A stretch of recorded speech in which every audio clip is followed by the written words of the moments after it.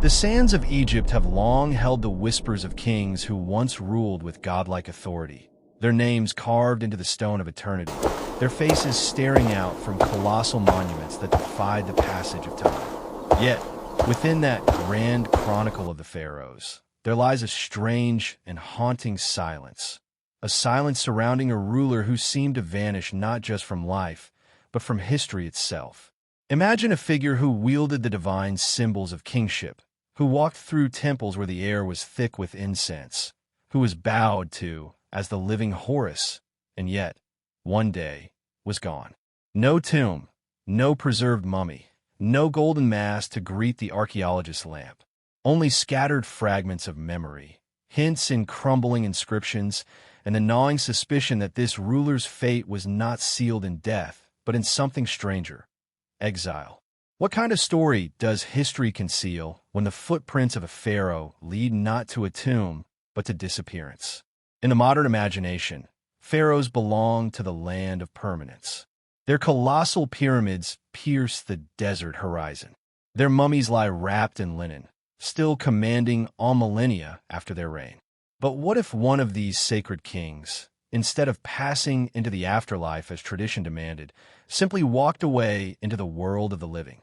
The thought is almost heretical, and yet the evidence of absence, the unaccounted gap in the royal record, compels us to ask, did a pharaoh truly vanish, or did he survive in exile, living on as a hidden shadow beyond the Nile?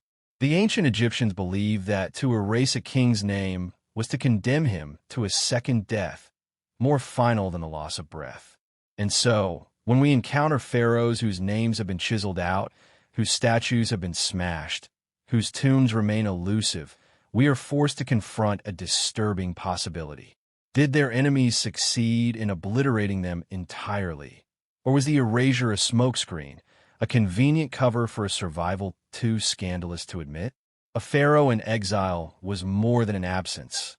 It was a threat to the order of the cosmos itself. For the king was the axis between heaven and earth, the bridge between gods and men. To imagine him alive, yet dethroned, was to imagine Ma'at, the balance of the world, overturned.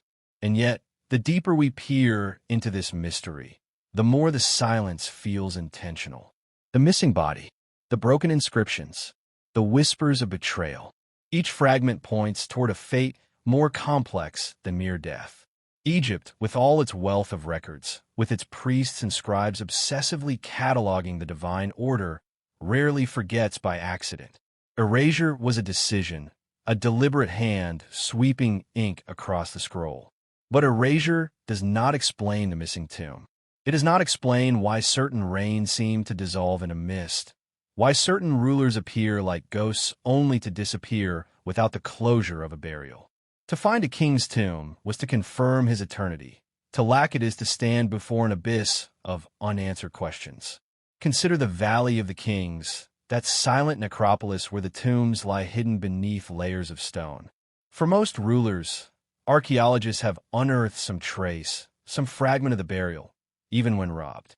But for a handful of pharaohs, there is nothing. No sarcophagus, no inscriptions, no mummified remains. The earth yields no resting place. Could it be that these kings were never buried there at all? Could it be that their final journey was not into the underworld, but across foreign sands, carried by loyal followers into lands beyond the horizon? Legends from neighboring cultures sometimes speak of strangers arriving, leaders who seemed touched by the divine, rulers in exile who bore knowledge far beyond the people among whom they wandered. Could such tales conceal the echoes of a vanished pharaoh, walking in disguise among foreign courts, his royal heritage hidden yet never entirely lost? The possibility tempts the imagination, for history is filled with rulers who staged their deaths or slipped away into obscurity, only to reappear in whispers and rumors. If emperors of Rome and princes of Europe could vanish, why not a pharaoh whose resources were unmatched, whose followers were sworn to secrecy, and whose survival may have been carefully orchestrated? The allure of this mystery is not only in what is missing, but in what is implied. A vanished pharaoh challenges the very narrative we inherit from official history. Egypt's kings were supposed to embody permanence.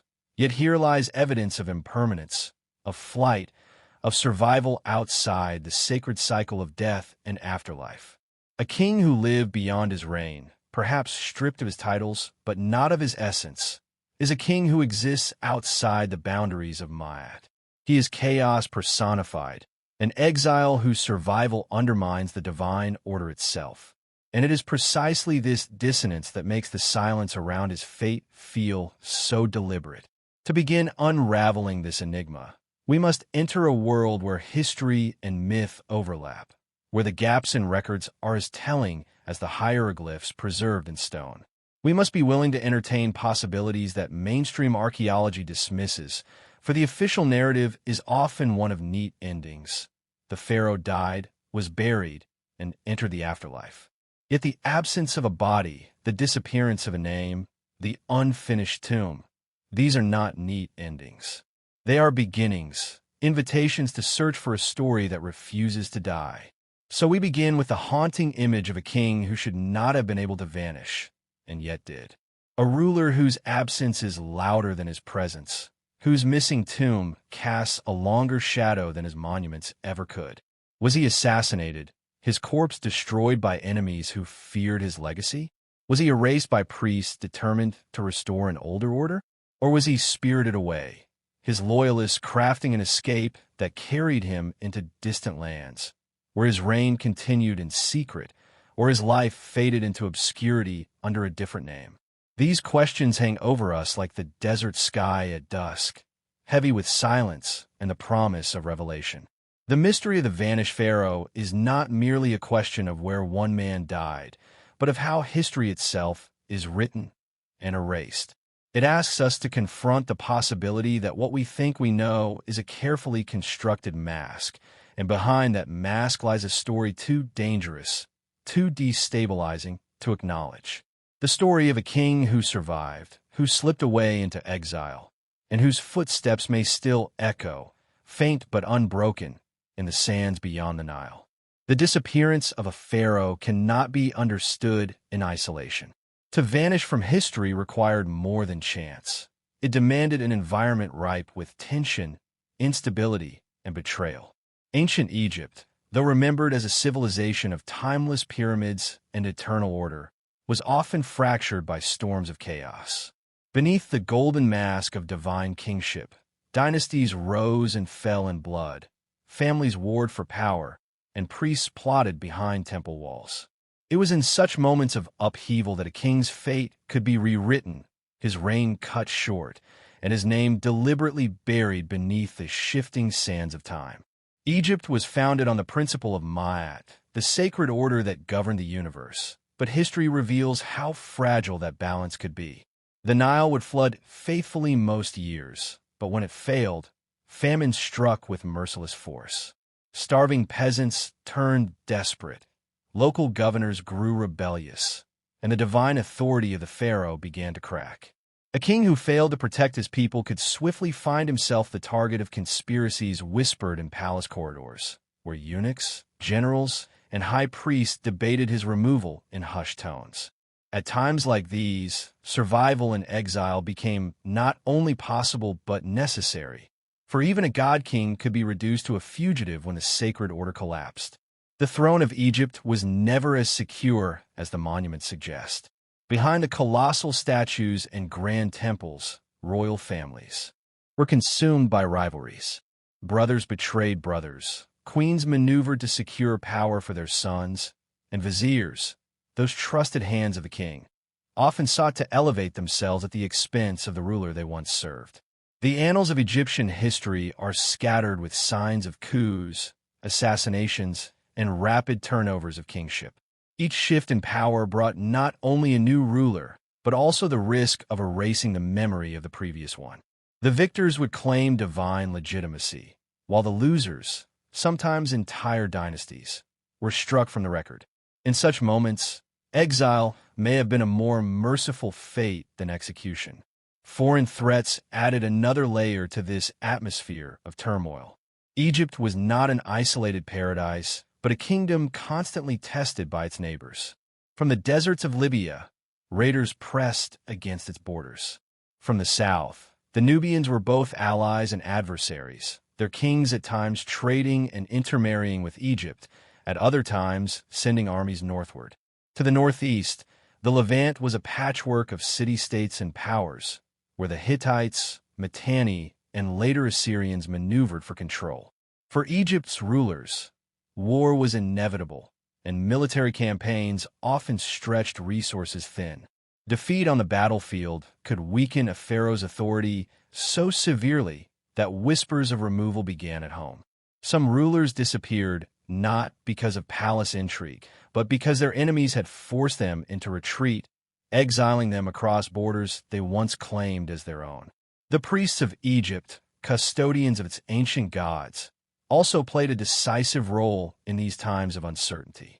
They commanded immense wealth and influence, particularly in temples like Karnak, where offerings poured in from across the land. A pharaoh who threatened their power, either through religious reforms or the redirection of resources, risked their wrath. History shows that rulers who sought to impose new forms of worship, who dared to shift the divine balance, often became the targets of erasure. But what if the priest's vengeance did not end with death? What if, instead, they allowed or even engineered the king's removal into exile, where he could be rendered harmless, his influence reduced to whispers? The temple walls may have recorded the god's triumph, but the reality could have been far more complex. The Amarna period illustrates just how volatile Egypt could become. When Akhenaten defied centuries of tradition by exalting the Aten above all other gods, he unleashed chaos that reverberated through every layer of society. The traditional cults were stripped of power, the priests humiliated, and the old gods insulted. His revolution was too radical to survive, and after his reign the backlash was swift. Monuments were torn down, names defaced, and his memory nearly obliterated. But within this storm of hostility, one must wonder, was Akhenaten simply destroyed, or did he escape into exile, protected by followers who believed in his vision? Egypt's age of turmoil gave him every reason to flee, for his survival elsewhere would have been preferable to facing the wrath of those who longed to erase him. Even in more stable dynasties, the transition of power was fraught with danger. A young heir was vulnerable to regents and generals who might prefer to rule themselves. An older king could face conspiracies from within his harem, where ambitious wives sought to place their sons upon the throne. The infamous harem conspiracy against Ramses III demonstrates how even a powerful ruler could be targeted by those closest to him. Though Ramses did not vanish, the plot reminds us that the court itself was a nest of intrigue, where the king's life was constantly at risk. Had the conspirators succeeded differently, perhaps Ramses too might have disappeared, his fate rewritten not as death, but as exile, a pawn sent away to remove him from power without staining the throne with royal blood. The geopolitical landscape of the late Bronze Age only intensified these dangers. Across the Mediterranean, kingdoms were collapsing, trade networks unraveling, and entire civilizations entering what we now call the Bronze Age collapse. Egypt itself was besieged by mysterious invaders, remembered as the Sea Peoples, whose attacks pushed the empire to its breaking point. In such an era of upheaval, the disappearance of a king might not have been an isolated mystery, but part of a wider wave of chaos. Exile could have been both a punishment and a survival strategy, a way for displaced rulers to find refuge in foreign lands while their enemies tightened their grip on power at home. This was the Egypt into which our vanished pharaoh must be placed, a land not of unbroken stability, but of constant tension, where the divine order was threatened from within and without. It was a world where a ruler could be worshipped as a god one day and condemned as an outcast the next. It was a world where the priests could decide the fate of kings, where generals could turn their armies inward, and where famine or foreign invasion could topple even the mightiest. In such an environment, survival in exile becomes not just plausible, but almost inevitable. The conditions were perfect for a disappearance to be engineered, for a pharaoh to be removed from sight, and for history to be rewritten in the silence that followed. Thus, when we speak of a vanished pharaoh, we are not merely confronting a curious gap in the record. We are stepping into an age defined by uncertainty, where power shifted like desert sands, where enemies plotted in temples and courts, and where the sacred illusion of permanence often concealed the reality of fragility. The age of turmoil was fertile ground for disappearance, and it is within this landscape of intrigue and instability that the mystery of the vanished pharaoh begins to take shape. The history of Egypt is carved in stone, yet even stone can lie. For every name carefully inscribed in hieroglyphs, there are others that have been erased, gouged out with chisels, obliterated so thoroughly that the stone itself seems wounded. To modern eyes, these scars are almost more revealing than the inscriptions that remain, for they tell the story of lives deliberately hidden, reigns deemed unworthy of remembrance, and kings whose very existence was meant to be forgotten. This deliberate erasure, known by the Latin phrase damnatio memoriae, was not merely an act of political punishment. For the Egyptians, it was a spiritual execution, a denial of the afterlife. To strike away a king's name was to condemn him to a second death, an eternity without memory. And yet, in the emptiness left behind, a strange paradox emerges. A pharaoh may be absent from official records, yet their very absence becomes a clue, a whisper that they once stood at the center of power before vanishing into shadow. It is easy to imagine the permanence of pharaonic authority. The pyramids gleam in the desert, temples stretch skyward with colossal pillars, and the faces of kings gaze out across the millennia. But Egypt's rulers were not immune to the politics of survival. When a king offended the priesthood, lost a war, or dared to defy the traditions that underpinned Egyptian society, he risked becoming a ghost within his own kingdom. His name would be cut from monuments, his likeness hammered into unrecognizable fragments, his lineage reduced to silence in the official king list that scribes carefully maintained. Such omissions are more than oversights. They are deliberate acts of forgetting. And when we examine these erasures, we cannot help but wonder whether some of these kings truly perished or whether their disappearance from the record was part of a larger deception that concealed survival in exile. One of the most famous cases of erasure is that of Hatshepsut, the female pharaoh who ruled with extraordinary power during the 18th dynasty. For years, she was remembered in statues, inscriptions, and monuments across the land, only for her memory to be systematically defaced after her death. Her successor, Thutmose III, ordered her image removed and her name erased, as though she had never existed. Yet despite this campaign, traces of her life survived, enough for archaeologists to piece her reign back together. But what if, in other cases, the erasure was more successful?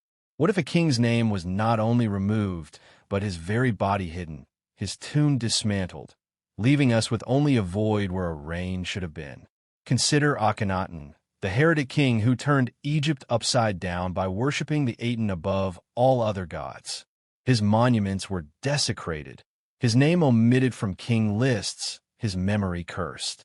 For decades, scholars debated whether he had even existed at all until evidence of his reign emerged in the ruins of Amarna. But what remains uncertain is his fate. Did he die within his city of light, his body destroyed, his tomb unfinished? Or did the ferocity of his erasure conceal another truth, that he had been forced into exile, hidden away by loyalists, while his enemies rewrote the record to declare him dead? In his absence, the priests and generals could restore the old gods, declare the heretic removed, and resume control. But in exile and hiding could still cast a long shadow, perhaps influencing events from afar, perhaps surviving in disguise in lands beyond Egypt. Smenkhare is another phantom of Egyptian history, a figure who flickers in and out of the records so faintly that even his identity remains contested. Some scholars argue he was a co-regent with Akhenaten, others that he was a separate ruler altogether. His monuments are few, his name scarcely preserved, and his body unidentified. To some, this is evidence that he was quickly erased from history. But to others, it suggests something more enigmatic, that Smenkhare may never have died in Egypt at all, but vanished into the silence of exile, his brief reign intentionally obscured so that others could assume power unchallenged. The very gaps in the record, the broken continuity of the king lists, point towards something unnatural, a disappearance too clean to be accidental. The practice of erasure was not limited to the Amarna kings. Seti I attempted to exclude Hatshepsut from the Abydos king list. Later dynasties condemned entire ruling lines, such as the Hyksos, erasing them from official records despite their dominance over Egypt for generations. In every case, history was not a neutral record, but a weapon, wielded to control memory itself. By removing names and faces, the rulers of Egypt sought to control the story of the past. But as modern investigators, we must read these silences as carefully as the inscriptions. The absence of a king's name is not proof of his non-existence. It is proof of deliberate removal, which in turn raises the unsettling possibility that some of these erased pharaohs did not die at all, but lived on under different circumstances. The Egyptians believed that to speak a name was to give it life. To erase a name was to annihilate it. Yet erasure has the curious effect of drawing attention, of leaving behind a scar that demands explanation. When we see a chiseled-out cartouche on a temple wall, we know that someone once stood there, someone powerful enough to be remembered, yet dangerous enough to be destroyed. These absences create a map of power struggles, moments when the divine kingship fractured and the victors rewrote reality. And within these fractures lies room for exile. A dead king required a body, a tomb, a funerary cult. An exiled king left no such traces. His enemies could declare him erased, and the silence of the record would support the illusion.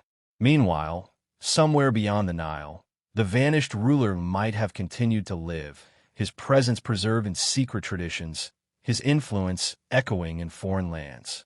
When we confront the phenomenon of erased pharaohs, we are not only encountering acts of destruction, but also the possibility of concealment. The chisels of the priests and rulers who ordered these erasures may have intended to obliterate, but they may just as easily have been covering up a truth, too dangerous to admit, that the king still lived. Officially, the pharaoh was gone. Unofficially, his exile may have ensured that his story did not end in Egypt, but carried on, invisible to the scribes, beyond the reach of stone and ink. Thus, the vanishing from the records was not always an end, but perhaps the beginning of a different kind of existence.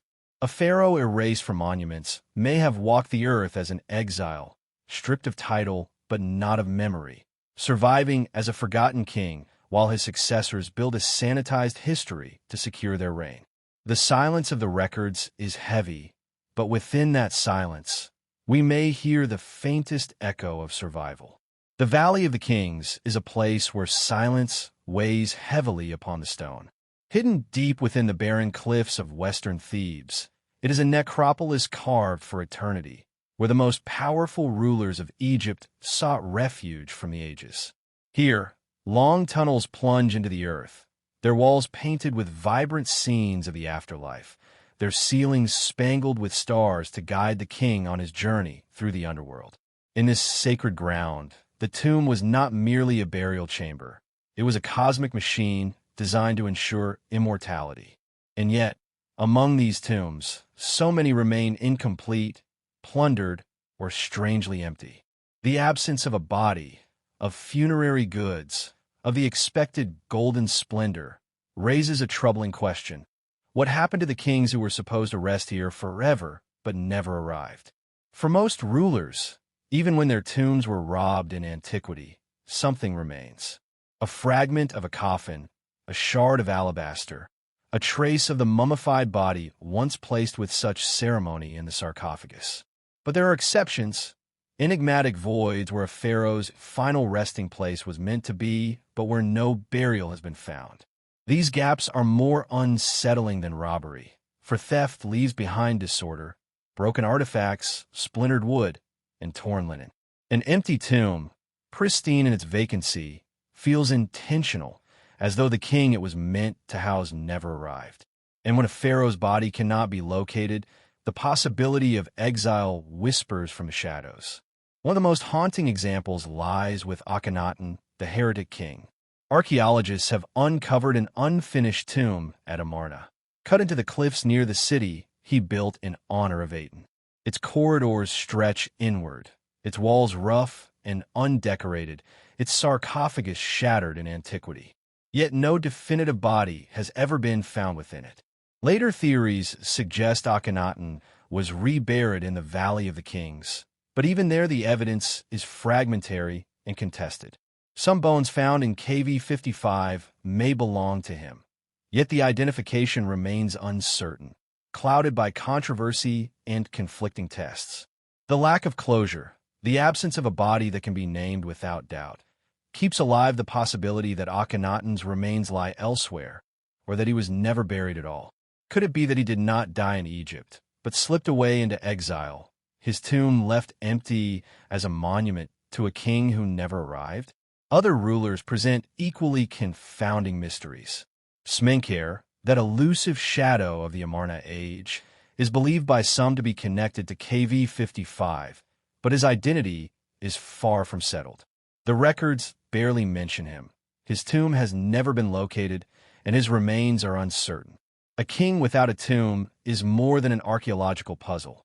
It is a disruption of cosmic order. For the Egyptians, the afterlife was secured only through proper burial, the preservation of the body, and a recitation of spells inscribed upon the tomb walls. To lack these was to risk annihilation. But what if the missing tomb was not evidence of neglect, but evidence of a journey? If Smenkhare or another vanished ruler never entered a tomb, might it be because they never died within Egypt's borders? The valley itself contains hints of incompletion. Several tombs were abandoned mid-construction, their corridors abruptly ending in unfinished stone. Others show signs of hurried adaptation, as though the intended occupant was suddenly replaced or never required the burial chamber at all. Tomb KV-62, belonging to Tutankhamun, is far smaller and more cramped than a pharaoh's tomb should be, leading some to speculate that it was not originally built for him, but repurposed at the last moment. If Tutankhamun's burial was improvised, what might that say about the fate of his predecessors? Could the absence of their tombs have forced a sudden reallocation, leaving behind a trail of inconsistencies that still baffle archaeologists today? Even among later dynasties, tomb mysteries persist. Some rulers appear in the king lists, their reigns acknowledged, yet their burials remain undiscovered. Their names echo in stone, but their bodies are absent. Were these tombs destroyed by enemies, or were they never used at all? The possibility of survival in exile gains strength with each unaccounted for king. For if their enemies sought to erase them, what better way than to claim their deaths while allowing their physical presence to slip quietly beyond Egypt's borders? An empty tomb could serve as both a decoy and a silence, convincing the living that the king was gone while concealing his continued existence elsewhere. There is also the case of tombs whose occupants were replaced. Bodies were moved in antiquity, reburied in caches to protect them from robbers or political vengeance. In Deir el-Bahari, dozens of royal mummies were found hidden together, rewrapped and concealed by priests who sought to preserve them from desecration. Yet even within these caches, some pharaohs are conspicuously absent. Was it simply that their mummies had been lost, or could it be that they had never been there to begin with? The priests may have been safeguarding the dead, but perhaps they also safeguarded a secret, the absence of certain kings who had never perished within Egypt's grasp. The emptiness of these tombs is not a mere accident of history.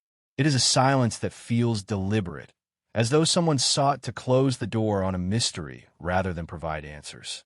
For the Egyptians, burial was a public declaration of continuity, an assurance that the divine order remained intact.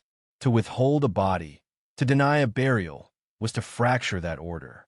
It suggests that something unspeakable had occurred, something that could not be admitted on temple walls or carved into stone. Exile, with all its shame and secrecy, fits this silence well. A pharaoh living in foreign lands could not be commemorated in Egypt, for to do so would expose the ongoing presence of a king who was supposed to be dead. Better to leave his tomb empty, to chisel away his name, and to let future generations wonder at the void. The Valley of the Kings, then, is more than a cemetery. It is a map of memory, where presence and absence alike tell stories. The decorated tombs speak of triumph and eternal life, but the empty ones whisper of something stranger. Lives displaced, reigns undone, kings who may have walked away into the desert night rather than into the arms of Osiris. Every unclaimed chamber, every missing mummy, every shattered sarcophagus becomes part of the riddle.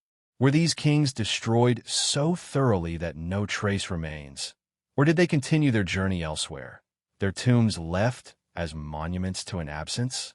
The mystery of the empty tomb remains one of Egypt's most haunting enigmas. It draws us into the possibility that beneath the grandeur of pyramids and temples lies a different truth, that not all pharaohs met their end in Egypt, that some slipped away from their appointed fate, leaving behind not a body, but a question. The valley, with all its silence, becomes a stage for exile, a place where absence speaks louder than presence.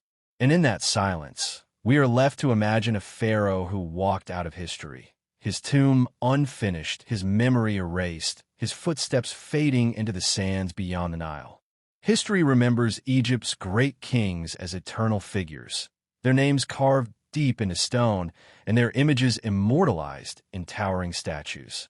Yet within the carefully constructed order of dynastic succession, there are strange silences, rulers who appear only briefly, sometimes in fragments, before disappearing almost without a trace. These vanishing pharaohs stand at the edges of the historical record, their reigns cut short, their monuments defaced, their very existence at times denied. They are the shadows of empire, the rulers who should have been remembered forever, but instead slipped into obscurity, as though they had been erased not only from Egypt's monuments, but perhaps even from Egypt itself. One of the most haunting examples of a vanishing king is Smenkhare. His name is little more than a ghost among the Amarna period records. A few inscriptions, a cartouche here and there, and then silence. Did he rule as Akhenaten's co-regent? Was he a brother, a son, or perhaps even Nefertiti herself under another name? The evidence is contradictory, fragile, and incomplete. His tomb has never been found, his mummy never identified with certainty, and his reign, if it can even be called that, may have lasted only a year or two. It is as though he stepped briefly onto the stage of history only to vanish back into darkness, leaving behind questions that refuse to resolve. Was he quietly eliminated in the violent shifts of the Amarna court? Or could he have been one of the pharaohs who walked away into exile, surviving beyond Egypt's borders, his identity concealed? The emptiness of his record makes both possibilities unsettlingly plausible. Then there is I, the old courtier who seized the throne after Tutankhamun's death. For a brief moment, I ruled as pharaoh, adorning himself with the regalia of kingship. He even presided over the burial of the boy king, performing the ritual opening of the mouth upon Tutankhamun's mummy. Yet his reign lasted only 4 years, and when Horemheb, the military general, ascended to power, I's name and monuments were ruthlessly erased. His tomb was desecrated, his image defaced, his memory deliberately obliterated. Officially, he was condemned to non-existence. But the physical destruction of his legacy raises questions. If Horemheb went to such lengths to erase I from history, was it because I's body was not in Egypt to be destroyed? Could the obliteration of his monuments have served as a substitute for the absence of his corpse?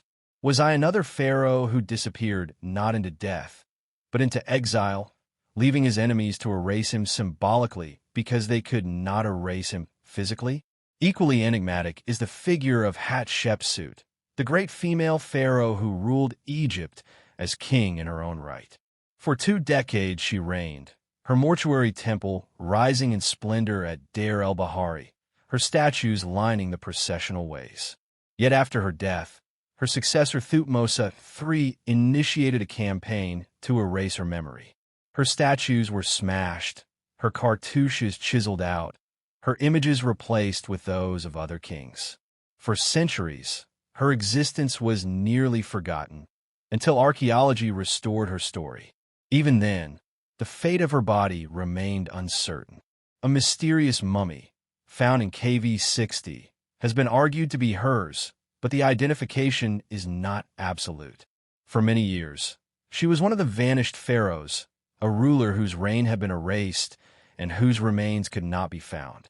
Her disappearance, whether into obscurity or into exile, reveals the fragility of even the greatest power when it collides with political vengeance. The list of vanished rulers extends beyond the Amarna and early New Kingdom eras. In later dynasties, especially during the Third Intermediate period, Egypt fractured into rival kingships, with competing pharaohs ruling simultaneously in different regions. Some of these rulers are known only from a handful of inscriptions or fragments of statues. Their reigns may have lasted months or even weeks before they disappeared, their tombs unmarked or undiscovered, their bodies never identified. In an age of instability, the line between a king's death and his disappearance blurs. Were these rulers deposed and killed, or did they survive in exile, taking with them their claim to kingship? The silence of their tombs and the fragmentary nature of their records suggest that many may have lived on in obscurity, remembered by no one but themselves. One of the strangest disappearances belongs to a much later ruler, Susin's Eye of the 21st dynasty. Unlike many of the vanished pharaohs, his tomb was found intact at Tanis, filled with treasures rivaling those of Tutankhamun.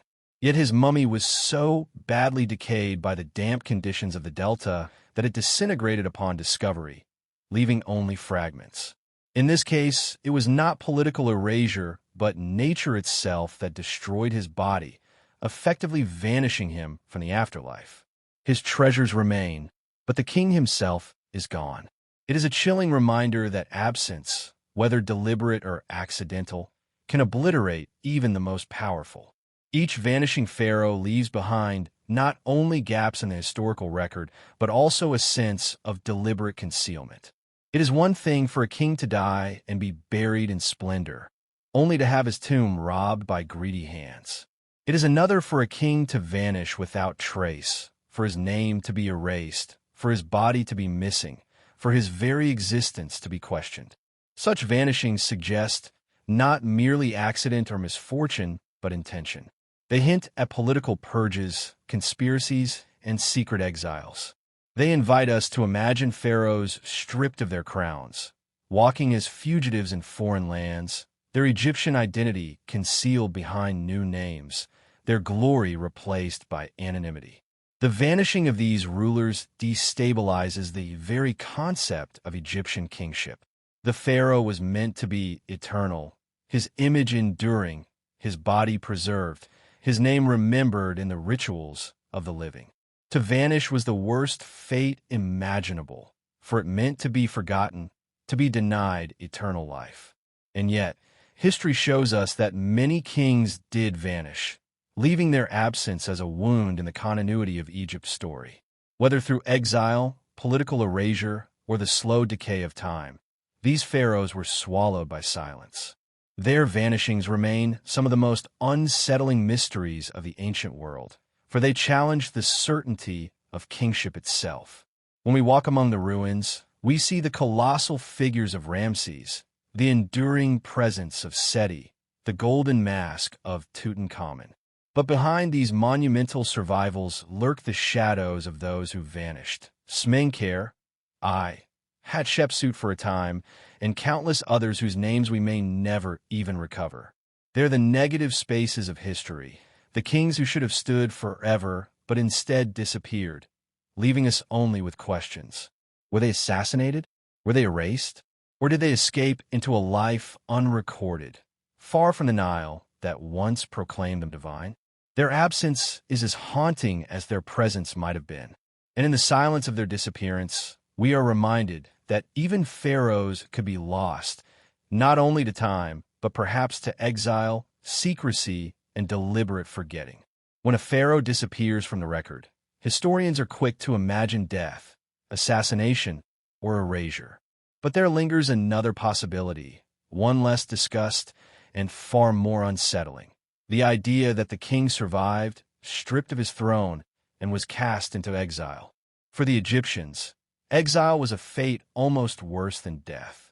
To be denied burial in the sacred soil of the Nile Valley was to be cut off from the eternal cycle of rebirth, condemned to wander in life and afterlife alike without the rituals that anchored one's spirit. For an ordinary Egyptian, exile was tragic. For a pharaoh, it was catastrophic, a tearing apart of the cosmic order, the removal of the living Horus from the land he was bound to protect. And yet, there are whispers and fragments that suggest this fate may have befallen some rulers, their survival concealed in silence rather than celebrated in stone. The theory of pharaonic exile begins with the simple but troubling fact that some kings have no tomb. In a culture that invested vast wealth and labor in ensuring the eternal resting place of its rulers, the absence of a tomb is not easily explained. If a king died, there should be some trace, even if robbed or desecrated. But in cases like Smenkhare, or the ambiguous disappearance of others, we find only voids. That void has led some scholars and storytellers alike to wonder whether these pharaohs did not die at all, but lived on in obscurity, banished from Egypt to prevent unrest. After all, exile could serve political purposes. A king deposed but not killed might still have supporters. His death could risk revolt or martyrdom. But a quiet disappearance, an exile across the desert, might achieve the same end with less blood.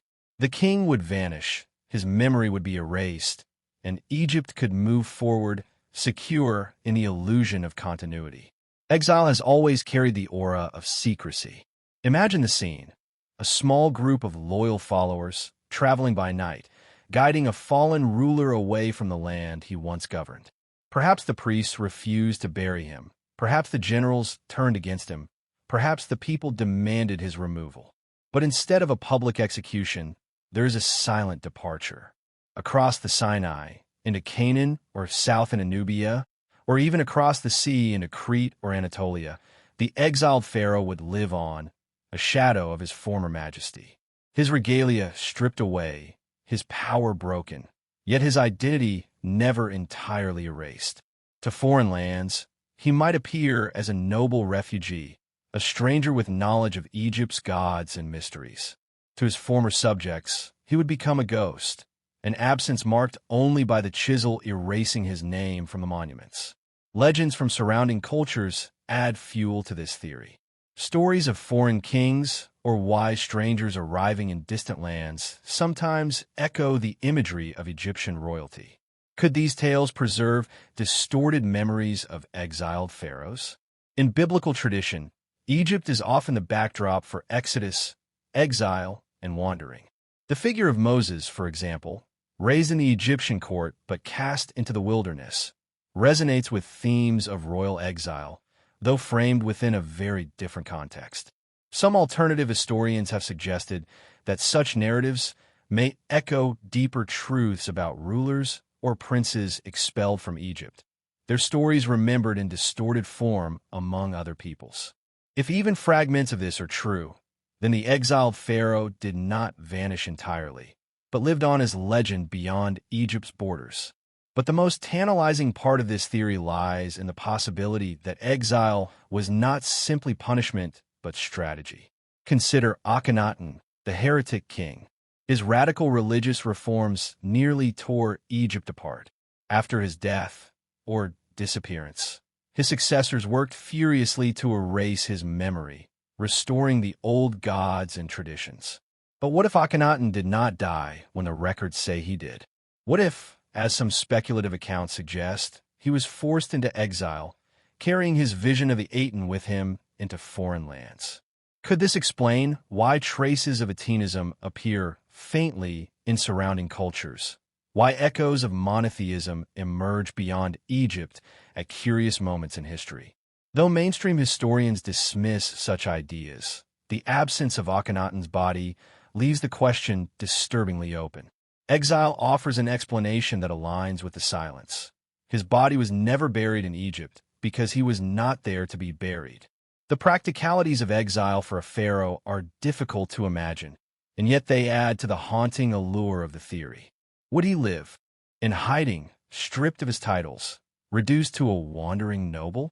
Would loyalists continue to serve him in secret, preserving his royal identity in private while the world forgot his name? Or would he reinvent himself entirely, adopting a new identity in a foreign court, perhaps even serving as a counselor or ruler under another guise? The thought stretches the imagination, but history offers parallels. Exiled princes, emperors in hiding, rulers who fake their deaths, all are found in other cultures. Why not Egypt?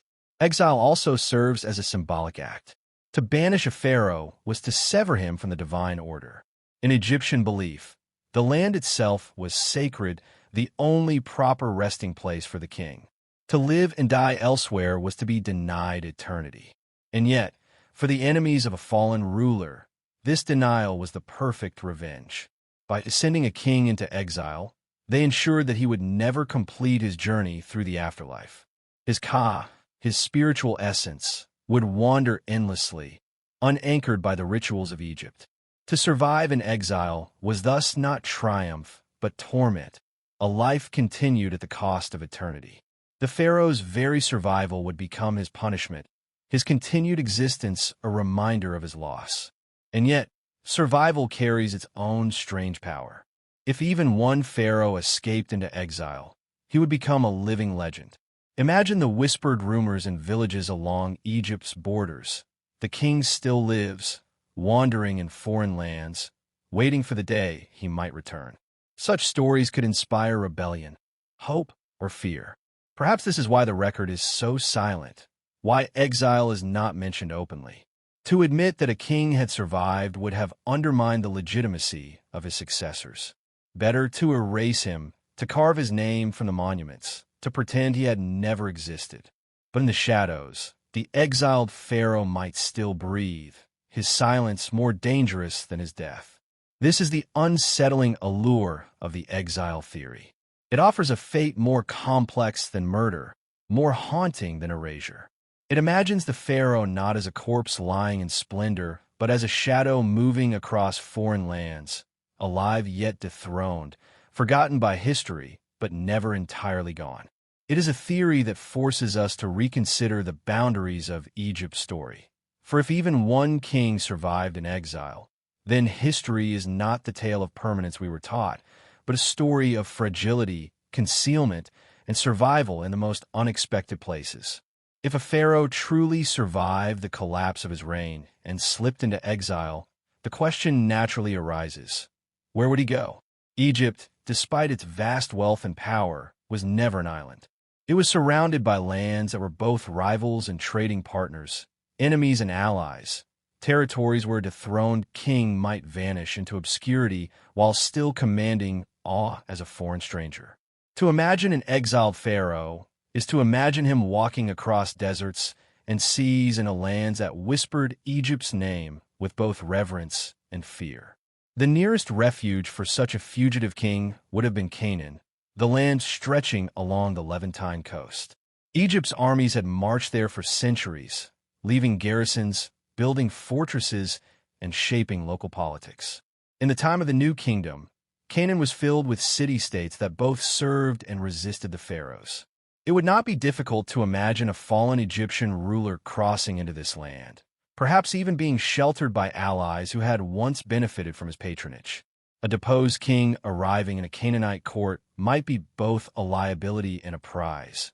Liability because of Egypt's watchful gaze, but a prize because he carried secrets, strategies, and the aura of the divine kingship that still clung to him. In this light, stories of foreign kings with uncanny wisdom, appearing suddenly in Levantine lore, take on an intriguing new resonance. Beyond Canaan lay the land of the Hittites, Anatolia's mighty empire. During Egypt's turbulent Amarna period, correspondence between pharaohs and Hittite kings reveals a tense but intimate relationship. One infamous letter, sent from Egypt to the Hittite court, tells of a widowed Egyptian queen, possibly the widow of Tutankhamun, begging the Hittite king to send her a son to marry, that she might make him pharaoh. The story ended in blood when the Hittite prince sent in response was murdered at Egypt's border. But this strange episode proves how fluid the boundary between Egypt and her neighbors could be. If royal marriage proposals could cross those borders, why not exiled kings? Could a dethroned pharaoh have found refuge among the Hittites, his identity concealed, his presence recorded only in distorted echoes? Such a possibility cannot be dismissed entirely, especially when we remember that the Hittites, too, erased and edited their records, leaving us with fragments rather than clarity. To the south lay Nubia, Egypt's longtime rival and occasional subject. Nubia had long been both enemy and ally, the source of gold and soldiers, a land Egypt alternately conquered and relied upon. Exile in Nubia would be a double-edged sword for a pharaoh. On the one hand, Nubia's people had absorbed much of Egypt's culture, even adopting the gods, the language, and the symbols of kingship. An exiled pharaoh might find among them sympathy and sanctuary. On the other hand, Nubian rulers had ambitions of their own, ambitions that would later see them ruling as pharaohs of Egypt in the 25th dynasty. For a deposed Egyptian king, Nubia might be both refuge and prison, a land where he could survive but only under the watchful eyes of those who might prefer him hidden forever. Farther still, across the sea, lay Crete and the wider Aegean world. The Egyptians had traded with the Minoans and Mycenaeans for centuries, exchanging luxury goods, art, and ideas. To flee across the Mediterranean was no small feat, but it was not unthinkable. Egyptian ships sailed those waters, and exiles could find new homes in foreign courts where Egyptian artifacts already held prestige. An Egyptian king in exile might be welcomed as a curiosity, a divine man from a land of pyramids and gods, his identity known only to a trusted few. The myths of wandering kings and strangers who brought foreign wisdom into Greece could, in part, echo such historical possibilities. After all, the ancient world was small in its networks, and legends often grew from kernels of displaced lives. It is worth pausing to consider how exile into foreign lands would have transformed a pharaoh's identity. In Egypt, he was divine, the son of Ra, the living Horus. Outside Egypt, stripped of his court, his temples, and his monuments, he would appear only as a man, albeit one whose bearing, knowledge, and charisma set him apart. To Canaanites or Nubians, he would be impressive, perhaps even revered, but he would no longer be a god. The transformation from god-king to displaced noble is tragic in its own right. Yet this very transformation might explain why stories of Egyptian influence ripple through the traditions of neighboring cultures. Perhaps those stories do not speak of armies or trade alone, but of living pharaohs forced to adapt, their divinity reduced but not extinguished, their memory surviving in distorted tales of strangers with forgotten names. The biblical narratives that emerge from these lands add another layer of fascination. Figures like Joseph and Moses are depicted as deeply entangled with Egypt, either rising to power within it or leading people out of it. While these stories are framed within theological and cultural contexts, one cannot help but wonder if behind them lies the shadow of royal exile. Could memories of dethroned or exiled Egyptian rulers have been preserved in neighboring traditions, their lives reshaped into new legends? If so, then the exile of the pharaoh was not only survival, but transformation into myth, his presence echoing in stories far removed from the Nile. Exile in neighboring lands also raises the question of legacy. Did these vanished pharaohs leave descendants among foreign peoples? Did their bloodlines, stripped of Egyptian power, continue quietly in the courts of Canaan, Nubia, or Anatolia? It is an intoxicating thought that Egyptian royal blood might have mingled with the dynasties of other nations, carrying the divine lineage of the pharaohs into unexpected corners of history. Though speculative, this possibility underscores how exile, rather than ending a story, may have extended it in directions we scarcely consider. To imagine a pharaoh in exile among neighboring lands is to imagine a double life. Once a god, now a refugee, once the center of the world, now a displaced stranger.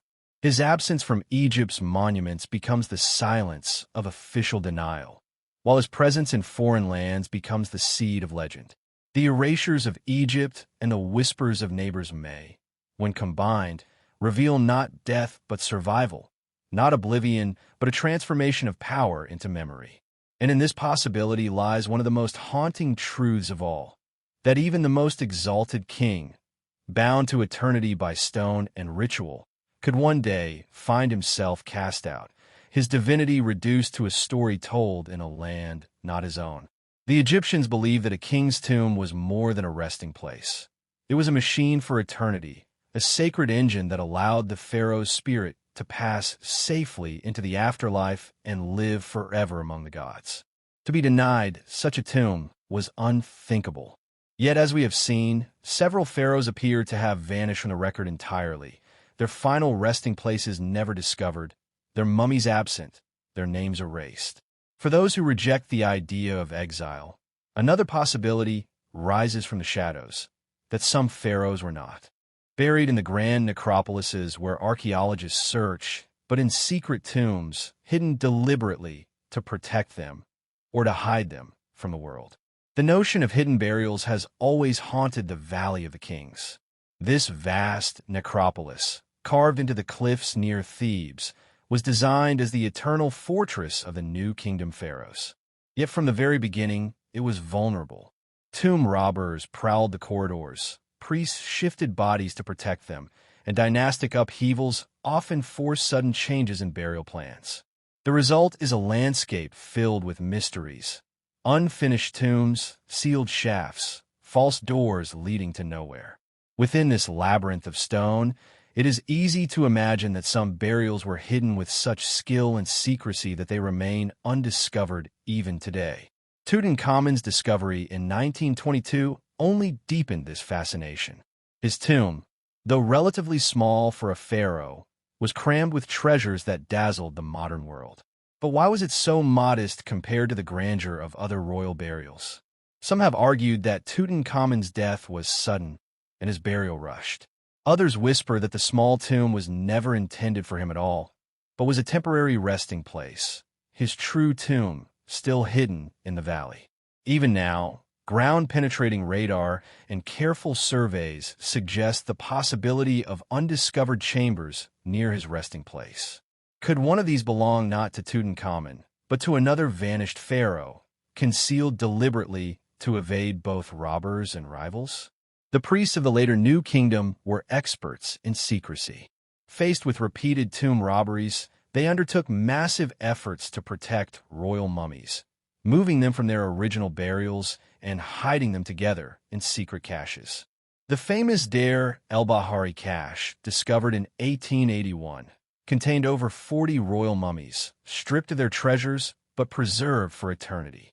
Another cache in the Valley of the Kings yielded more. These discoveries prove that the Egyptians themselves feared the destruction of their king's remains and took extreme measures to safeguard them. If they could relocate dozens of pharaohs in secrecy, why not also conceal others so completely that we have yet to find them? The missing kings may lie even now in undiscovered caches, their names erased but their bodies intact, sleeping beneath the sands. Theories of secret burials often point to anomalies in known tombs. Some chambers appear unfinished, abandoned as though work was halted suddenly. Others contain traces of later modifications, walls plastered over, corridors blocked. Egyptologists sometimes explain these as construction accidents or pragmatic changes. Yet to those drawn to mystery, they hint at deliberate concealment. A corridor sealed and plastered might not be an abandoned project, but the entrance to a hidden chamber where a vanished pharaoh was laid to rest, his burial intended to be forgotten by all but the priests who carried him there. There are also tantalizing stories from antiquity. Greek and Roman writers often spoke of secret tombs, hidden chambers beneath pyramids and temples, places known only to the priests. Diodorus Siculus, writing in the 1st century BCE, described hidden burial sites of kings, concealed to prevent desecration. While his accounts are often mixed with myth, They may preserve echoes of a truth the Egyptians themselves never wished to reveal. After all, secrecy was a form of power. To hide a king's body was to control his memory, to decide who could honor him and who could forget. Modern archaeology, too, has brushed against the edges of this enigma. In 2017, researchers announced the detection of a large void within the Great Pyramid of Giza, a space hidden for millennia. While its purpose remains unknown, some speculated wildly that it could be a secret chamber holding untold treasures, or even a lost pharaoh. Most scholars dismiss such ideas, yet the discovery proved that even after centuries of excavation, Egypt still hides secrets. If such a void could remain undiscovered in the most studied monument on Earth, how many more hidden tombs may wait beneath the cliffs and sands of the Nile Valley? The idea of secret burials also raises darker questions. Were some kings hidden not to protect them, but to erase them? If a ruler was overthrown or despised, his enemies might bury him in obscurity, denying him the glory of a monumental tomb. Such a burial would be secret not for safety, but for shame. A pharaoh consigned to an unmarked grave would be condemned to oblivion, his spirit denied the rituals that ensured immortality. The silence of history could thus be both protection and punishment, depending on who controlled the burial. And yet, one cannot help but imagine the other possibility, that somewhere in the cliffs of Thebes or in the sands of the desert lies an untouched tomb of a vanished pharaoh, waiting to be found. Imagine a chamber sealed in haste, its walls unmarked, its entrance disguised so perfectly that 3,000 years of searchers have passed it by. Inside, a sarcophagus still holds the body of a king erased from history, surrounded by treasures that tell his forbidden story. Such a discovery would not only rewrite Egyptian history, but shake the foundations of how we understand power, survival, and erasure in the ancient world. Theories of secret burials thrive because they play upon this tension between absence and possibility. Every missing mummy, every erased cartouche, every unfinished tomb becomes a clue in the search for what might still lie hidden. Egypt is a land layered with secrets, its sands preserving mysteries that refuse to die. To believe in secret burials is to believe that the story of the vanished pharaohs is not over, that their presence may yet emerge from the shadows in a discovery that will stun the world. Until that day comes, the silence of their absence will continue to haunt us. Were they hidden by loyal priests, buried in secret to preserve them from enemies and robbers? Or were they hidden by their enemies themselves, consigned to darkness so that their names would never again be spoken? Either way, the tombs of the vanished pharaohs remain among the greatest enigmas of Egypt, unseen, unproven, but waiting, perhaps, beneath the earth that has always guarded its dead with jealous secrecy. History, as we receive it, is never the whole story. What survives in textbooks and museums is often a carefully curated version, shaped not only by time and decay, but also by deliberate choices.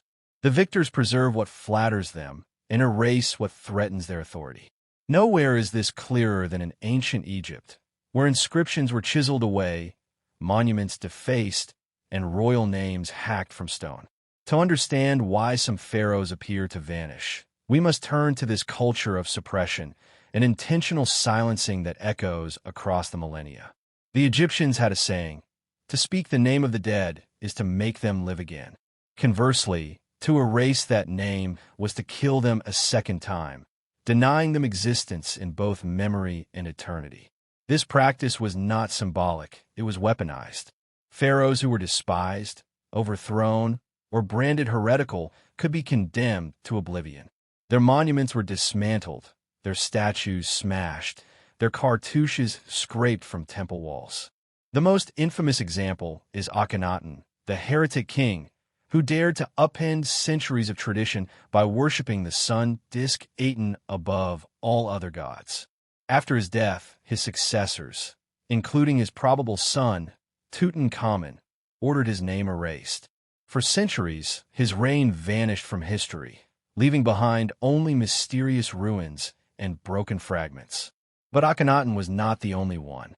Entire lines of kings were subjected to what scholars call damnatio memoriae, the damnation of memory. Hatshepsut, one of Egypt's few female pharaohs, was erased from many records by her successor Thutmose III, who sought to reassert traditional male kingship. Smenkhare, a shadowy figure possibly ruling in the wake of Akhenaten, remains so elusive that some believe he was deliberately obscured to prevent challenges to the throne. These gaps are not accidents of history, but deliberate edits, crafted by those who wish to rewrite the story of Egypt to suit their own vision.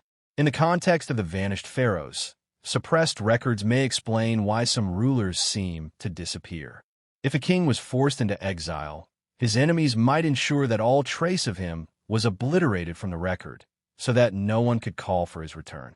If he was secretly buried, his tomb might lack inscriptions altogether, leaving only silence where his name should be. To the ancient Egyptians, this was more than erasure. It was annihilation. To us, it is a mystery, gaps in the timeline that whisper of hidden events. Evidence of suppression is everywhere once you learn to look. In Karnak Temple, chisel marks scar the walls where cartouches once proclaimed royal names. At Abydos, whole sections of king lists omit rulers deemed unworthy of remembrance. In the Valley of the Kings, tomb walls bear traces of plaster where inscriptions were smoothed away. Each scar tells a story not of accident, but of deliberate choice, the visible marks of an ancient censorship campaign. What makes these erasures so compelling is that they were never entirely successful. The Egyptians believed that destroying a name would erase it forever, but stone is stubborn and memory has a way of surviving. Today, with modern techniques, archaeologists can sometimes recover what was hidden, tracing faint outlines of cartouches, detecting erased pigments with infrared imaging, or reconstructing broken fragments into names once thought lost. Every rediscovered name is a ghost resurrected, a voice breaking through the silence imposed upon it. Yet alongside archaeology lies another, more controversial question. Were some records not only erased in antiquity, but suppressed in modern times as well? This is where the conspiratorial edge sharpens. Throughout the 19th and 20th centuries, many expeditions in Egypt were sponsored by governments, secretive societies, or wealthy patrons with vested interests. Reports were sometimes vague, artifacts quietly disappeared into private collections, and certain finds were never published at all. It is not difficult for some to imagine that discoveries relating to vanished pharaohs, tombs that suggested exile, records that challenged official chronology, might have been withheld, buried once again not beneath sand but beneath layers of academic silence. Whispers of forbidden inscriptions persist. Some speak of texts hidden deep within temple libraries, guarded by priests even into the Greco-Roman era, which told alternate versions of Egypt's history. Others point to papyri discovered but never fully translated, or to museum storerooms where unstudied fragments gather dust. There are even tales, often dismissed but never entirely disproven, of expeditions that stumbled upon inscriptions describing pharaohs fleeing Egypt, their names deliberately unrecorded in public lists. Such evidence, if verified, would transform our understanding of Egyptian history, and perhaps explain how a king could vanish from the record while surviving elsewhere. Even without such tantalizing theories, the silence itself is suspicious. When we find gaps in king lists, abrupt transitions in power, or unexplained absences in the archaeological record, we are witnessing the shadow of suppression. The Egyptians did not forget by accident. They erased with intent. And that intent suggests drama, conflict, and betrayal hidden beneath the smooth surface of official history. Each missing inscription is a question mark, a reminder that history is not just what is preserved, but also what has been denied to us. For the vanished pharaohs, suppressed records may be the key to understanding their fate. Were they erased because they fell from power, fled in disgrace, or represented ideologies their successors feared? Did priests hide their bodies and inscriptions alike, ensuring that their memory could not threaten the living order? Or did they survive in exile, their names struck from Egypt to prevent their loyalists from seeking them? These possibilities converge in the silences left on temple walls and papyrus scrolls, silences we must strain to interpret. Ultimately, suppressed records are like cracks in the stone facade of history. Through them, light seeps in, revealing shadows of what was once hidden. To study them is to acknowledge that what we know of Egypt is incomplete, not because time has stolen it, but because someone long ago wanted it gone. And in those absences, in the chiseled walls, the missing names, the forbidden inscriptions, we may find the outlines of the vanished pharaohs themselves, erased but not destroyed, waiting to be rediscovered in the gaps between what is written and what has been deliberately left unsaid. Archaeology, at its heart, is not just about digging in the sand. It is about piecing together fragments of a story that powerful forces, both ancient and modern, would prefer to remain untold. When it comes to the vanished pharaohs, the discipline has always walked a dangerous line between revelation and suppression. Every discovery brings us closer to the truth, yet every unanswered question seems to open a dozen more. And often, the debates around those discoveries grow more heated than the desert sun, with scholars, governments, and even whispered secret societies fighting for control of the narrative. The saga of the vanished pharaohs has been shaped as much by modern controversies as by ancient erasures. From the very dawn of Egyptology in the early 19th century, explorers and antiquarians stumbled upon mysteries they could neither explain nor openly publish. In those days, competition was fierce, and the rush to claim discoveries often meant that evidence was distorted, hidden, or spirited away into private collections.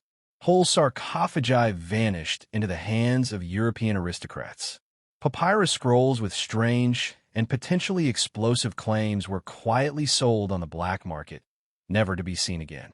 In the shadows of these deals, one must wonder, how many clues to the fate of missing kings were lost not to time, but to secrecy?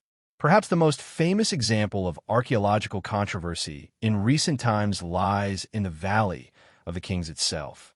In 2015, Egyptian authorities announced that radar scans near Tutankhamun's tomb had revealed anomalies in the bedrock, suggesting the possibility of hidden chambers behind the boy king's burial chamber. The world held its breath.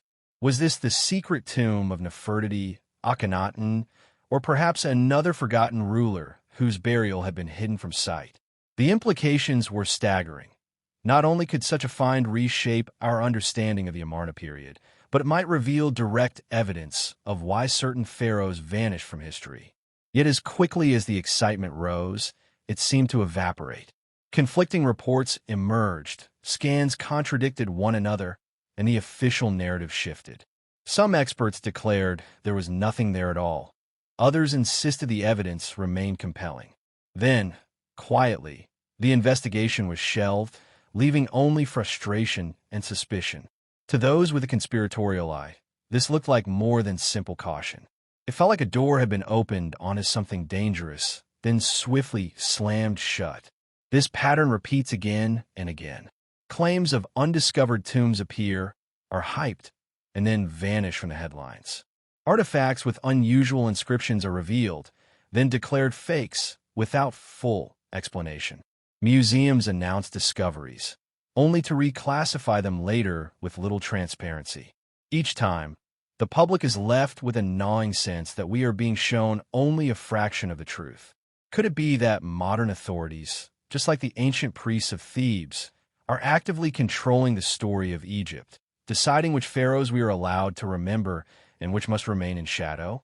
One of the strangest controversies surrounds the so-called KV-55 tomb in the Valley of the Kings, discovered in 1907. Inside lay a desecrated burial with objects linked both to Akhenaten and to his enigmatic successors.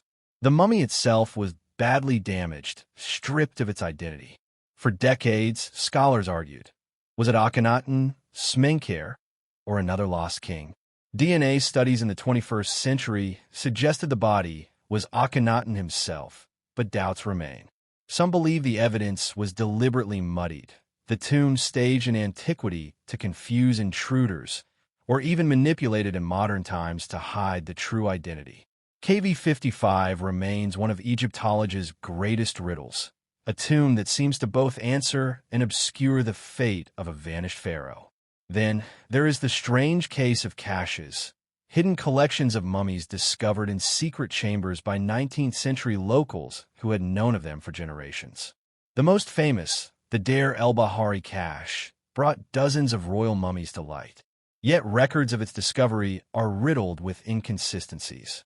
Some bodies were allegedly removed before officials arrived. Some treasures may have disappeared into private hands. What if among those wrapped figures was one of the exiled, erased kings, hidden not only by priests but by modern discoverers who found more than they admitted? Even today, rumors swirl of undisclosed mummies in museum basements, too controversial to display because their identities do not fit the accepted sequence of pharaohs. Archaeology in Egypt is not only about science, it is about politics. National pride, religious sensitivities, and international competition mean that discoveries are often announced with great fanfare, then subject to revision. Some researchers complain of restricted access to sites, of being denied permission to publish certain findings. Others allege that important digs are hurried, pressured by tourism or politics, leaving crucial details overlooked. In such an atmosphere, is it any wonder that theories of vanished pharaohs flourish? The contradictions, the gaps, the sudden silences, these are fertile ground for speculation. And then there are the whispers, always the whispers. Stories of inscriptions glimpsed deep in temples, recorded in notebooks that later disappeared. Rumors of papyri held in secret by collectors in Europe or the Middle East, describing pharaohs who fled to foreign lands. Allegations that expeditions in the early 20th century discovered evidence of burials far from the Nile, perhaps in the deserts of Sudan or the oases of Libya, only to have those findings buried by colonial authorities who feared their implications. Officially, these are dismissed as fantasy. But to those who sense patterns in the silences, they feel like smoke rising from a hidden fire. The modern era has also brought new technologies into play. Ground-penetrating radar, satellite imaging, and micro-robot explorers have revealed countless anomalies beneath the sands, cavities, walls, and tunnels that remain unexcavated. Some appear near known royal tombs. Others lie in remote desert plateaus far from tourist trails. Funding, politics, and academic caution mean that many of these anomalies are never investigated. Yet the data exists, tantalizing in its ambiguity. Are these unfinished structures, natural formations, or are some of them the very secret burials of vanished pharaohs, deliberately concealed thousands of years ago and waiting now to be rediscovered? Every controversy, every silence, every anomaly feeds the sense that we are circling something profound, something Egypt is still hiding. Archaeology is supposed to bring clarity, yet in the case of the vanished pharaohs, it often deepens the mystery. Perhaps this is inevitable. After all, archaeology is not neutral. It is conducted by humans, shaped by our ambitions, our fears, and our need to control the past. And sometimes, the most powerful discovery is not what lies in the ground, but what we are not permitted to know. For those who believe the vanished pharaohs survived in exile, these controversies are not distractions, but confirmations. The erased names, the ambiguous tombs, the unexplored anomalies, all of them suggest that the official story is incomplete. The truth, they argue, still waits beneath the desert, hidden both by the sands of time and the silences of modern archaeology. And until the earth yields its secrets, we will continue to wander these controversies, half in history, half in mystery, listening for the voices of kings who were never meant to be remembered. The idea that a pharaoh could have survived exile seems almost impossible when measured against the grandeur of Egyptian kingship. Pharaohs were not simply rulers. They were divine incarnations of Horus on earth, the mediators between the gods and humankind.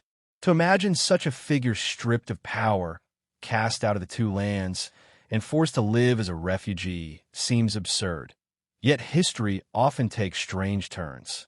The gaps in Egypt's record, the silences carved into stone, invite speculation that some of these vanished kings may not have died at all, but instead fled or were expelled, carrying their divine aura into foreign lands. The notion of royal exile is not foreign to ancient history. Kings were toppled and fled into obscurity in Mesopotamia, Anatolia, and Greece. Dynasties often sent rivals into banishment rather than risk outright execution, knowing that killing a royal figure carried spiritual dangers. Egypt, too, was no stranger to exile. Records speak of officials sent away in disgrace, of rebels banished to Nubia or to the Sinai. If courtiers could be exiled, could not a pharaoh himself, when his reign collapsed, be cast out into the desert rather than face the indignity of public execution? The Amarna period offers one of the most tantalizing contexts for this theory. Akhenaten's radical reforms shattered Egypt's religious and political order. His obsession with Aten, the solar disk, angered the powerful priesthood of Ammonius and destabilized centuries of tradition. After his death, or perhaps his forced abdication, the backlash was ferocious. His city, Akhetaten, was abandoned. His statues were smashed. His name was cursed.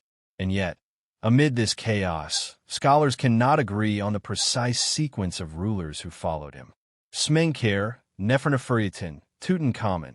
These names blur and overlap like shadows flickering on the wall of a cave.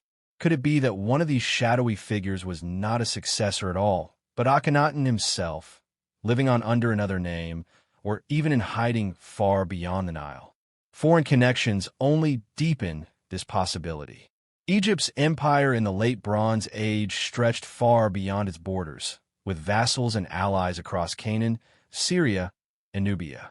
Letters from the Amarna archives revealed desperate appeals from foreign rulers, begging Egypt for gold, soldiers, and royal daughters in marriage. These correspondences prove that Egypt's kings maintained deep ties beyond their homeland. If a pharaoh were dethroned, might not one of these allies have offered refuge? The Hittites to the north, the Mitanni in Mesopotamia, even the Nubians to the south, all had reasons to shelter a fallen king, either to honor old ties or to use him as a political pawn. One of the strangest episodes in this web of international intrigue comes from the story of the Dakamunza letter. After the death of Tutankhamun, a widowed Egyptian queen, possibly Ankhesenamun, wrote to the Hittite king Suppiluliuma, begging him to send one of his sons to marry her.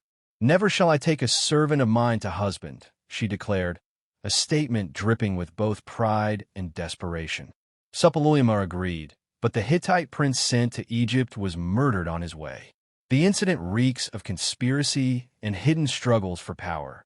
Some have speculated that behind this drama lay a deeper secret, that the royal line was not as firmly ended as official accounts suggest. Could the exiled ghost of a pharaoh have been hovering behind the scenes, his survival too dangerous to acknowledge? Legends beyond Egypt also hint at wandering kings. In parts of the Levant, vague traditions speak of great rulers from the Nile who lived among them in times of turmoil. In Nubian lore, there are echoes of divine foreigners who came from the north, bringing strange gods and rituals. While such stories are fragmentary, they feed into the tantalizing idea that a pharaoh in exile could have lived on, remembered not as a king of Egypt, but as a mysterious stranger whose aura lingered in the folk memory of foreign lands. Some modern researchers push this even further, suggesting that the seeds of later legends, the god-kings of Greece, the mysterious builders of megalithic temples, the ancestral figures of secret societies, might trace back to exiled Egyptian royalty. To mainstream scholars, such claims stretch beyond evidence. Yet the allure remains strong, especially when faced with the deliberate erasures of Egypt itself. If a pharaoh survived, Egypt would have every reason to deny it. A living claimant could inspire rebellion, challenge the legitimacy of the throne, and destabilize the fragile balance of divine kingship. Far safer to erase him from monuments, to bury or hide his memory, while he wandered abroad under the protection of foreign allies. Exile also fits with the psychological dimension of Egyptian kingship. A pharaoh deprived of his throne would not simply become another man. He would carry with him the rituals, the symbols, and perhaps even the followers who still believed in his divine status. One can imagine a small court in exile, perhaps in the mountains of Canaan or the deserts of Nubia, performing diminished but stubborn rituals of kingship, clinging to the idea that one day they would return to Egypt. Did such courts exist, hidden from the main chronicles, their voices silenced by the official record? The silence of the archaeological record is not proof against this theory. It is in some ways its greatest strength. Absence, when deliberate, is as telling as presence. If exiled pharaohs had been fully destroyed, their names would not trouble us. Yet the strange gaps, the ambiguous tombs, the suspicious erasures, all suggest that something was left unresolved, something too dangerous to be written down. And so we are left with the possibility that Egypt's history of vanished rulers may not be the story of death, but of survival. Survival in exile, survival in foreign lands, survival in the whispers of legends that crossed borders and centuries. To envision a pharaoh in exile is to picture a paradox, a man both divine and dethroned, both remembered and erased, both dead and alive in the eyes of history. Such a figure would haunt not only his homeland, but also the imagination of posterity, becoming the seed of endless speculation. And perhaps that is why the mystery endures. The vanished pharaohs continue to fascinate us not because of what is known, but because of what was deliberately left unsaid. The silences that hint at survival, at exile, at kings who walked away from the Nile only to live on in shadows, unacknowledged but never truly gone. Legends have a way of filling the void where history falls silent. When records are erased, when names are chiseled from stone, the imagination of later generations takes over, weaving stories to explain the absence. Egypt, with its grandeur and mystery, has seeded countless tales across the ancient world. And when it comes to the vanished pharaohs, these legends suggest something astonishing. That perhaps some of these rulers did not perish in obscurity, but endured, remembered not in official lists, but in whispers, myths, and esoteric traditions that spread far beyond the Nile. One of the most enduring parallels arises with the biblical figure of Moses. Scholars and seekers alike have long speculated about the echoes between the Exodus story and the upheavals of the Amarna period. Moses, raised in the Egyptian court, defies the king, leads his people out of Egypt, and becomes the lawgiver of a new nation. Could this tale preserve distorted memories of a pharaoh or a prince who broke with Egypt's gods and was cast out? Some researchers suggest that Moses was modeled on Akhenaten himself, the heretic king who elevated the Aten above all deities. Others propose he was a member of Akhenaten's family, surviving the backlash by escaping into exile. Whether symbolic or historical, the parallel persists, tying Egypt's vanished rulers to one of the most influential narratives in human history. Greek tradition, too, is filled with figures who seem to echo exiled Egyptian royalty. Herodotus, the so-called father of history, wrote of mysterious priests who told him stories of forgotten kings, including rulers who reigned but whose names were suppressed.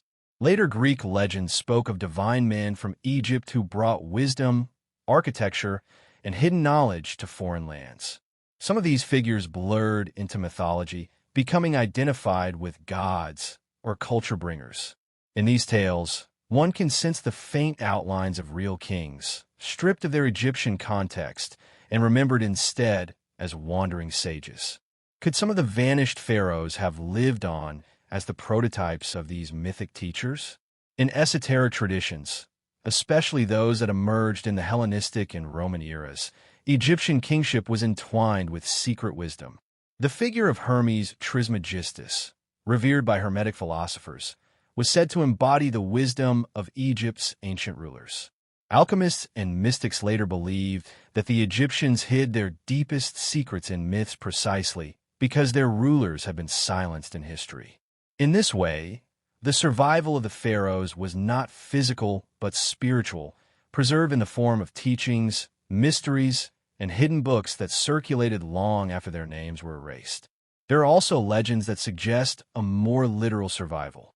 Arab chronicles written in the Middle Ages speak of Egyptian kings who escaped destruction by hiding their treasures and knowledge in secret chambers before vanishing into distant lands. Some stories claim that these rulers traveled south into Nubia, where they lived among their allies, continuing rituals in secret. Others suggest they sailed north across the Mediterranean, founding dynasties in Crete, Greece, or even Italy. While mainstream historians dismiss such accounts as fanciful, they reveal a persistent belief that pharaohs could endure, hidden but not destroyed, living on in distant places under new names. Folklore from Nubia and Sudan also contains hints of such survival. Stories of foreign rulers arriving from the north, bringing new cults and strange architecture, may be echoes of Egyptian royalty who fled south. Archaeological traces support some of this. Temples in Nubia bear inscriptions linking them to Egyptian rulers whose presence there is otherwise poorly documented. Could these be the fingerprints of exiled kings, seeking legitimacy in lands beyond Egypt's control? The most tantalizing aspect of these legends is how they resonate with suppressed memory. For the Egyptians, to erase a name was to kill a man forever. But for later cultures, those silences invited invention. A missing pharaoh could become a wandering prophet, a foreign king, or even a demigod. The lack of official record gave freedom to mythmakers who reshaped these figures to fit their own needs. And in this transformation, the pharaohs did, in a sense, survive, not as themselves, but as archetypes woven into the fabric of global mythology. Modern esoteric writers have seized upon these ideas with fervor. Some claim that secret societies, Freemasons, Rosicrucians, or others, preserve hidden lineages tracing back to exiled pharaohs. According to such theories, these kings carried not only royal blood, but also sacred knowledge, which was passed down in clandestine initiations through the centuries. While these claims lack hard evidence, their persistence testifies to the enduring allure of the vanished pharaohs as bearers of forbidden wisdom, keepers of truths that could destabilize the world if revealed. There is also the haunting idea of pharaoh living incognito, stripped of power but carrying the burden of kingship in exile. Imagine such a figure, wandering through foreign lands, both revered and pitted. His followers would still call him my king, even as he lived in a borrowed palace or a hidden fortress. To outsiders, he might appear as a mysterious foreign prince. To history, he would vanish. But to those who lived with him, he remained a living reminder of Egypt's glory, a displaced sun whose light had not gone out. Legends of such figures, half king, half exile, may be at the root of why so many cultures preserve the memory of Egyptian strangers who came from the Nile and changed the course of their lands. The legends of survival are not merely curiosities. They remind us that absence in the historical record does not necessarily mean absence in reality. A vanished pharaoh may not be found in the Valley of the Kings because his story continued elsewhere, transformed into new myths, hidden in foreign chronicles, or encoded in esoteric lore. And perhaps this was the ultimate survival, not the eternal rest in a golden tomb, but the restless afterlife of legend, forever reshaped but never fully forgotten. In the end, these legends speak to the power of kingship itself. A pharaoh was too important to vanish completely. Even when Egypt sought to erase him, foreign lands, mythmakers, and secret traditions picked up the fragments and carried them forward.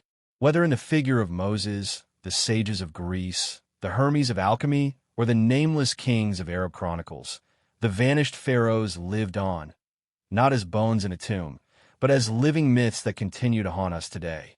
There comes a point in every mystery when the fragments of evidence, legends, artifacts, suppressed records, begin to form a larger picture. For the vanished pharaohs, one of the most provocative ideas is that their disappearance was not the end of a story, but the beginning of another one, deliberately hidden from official history.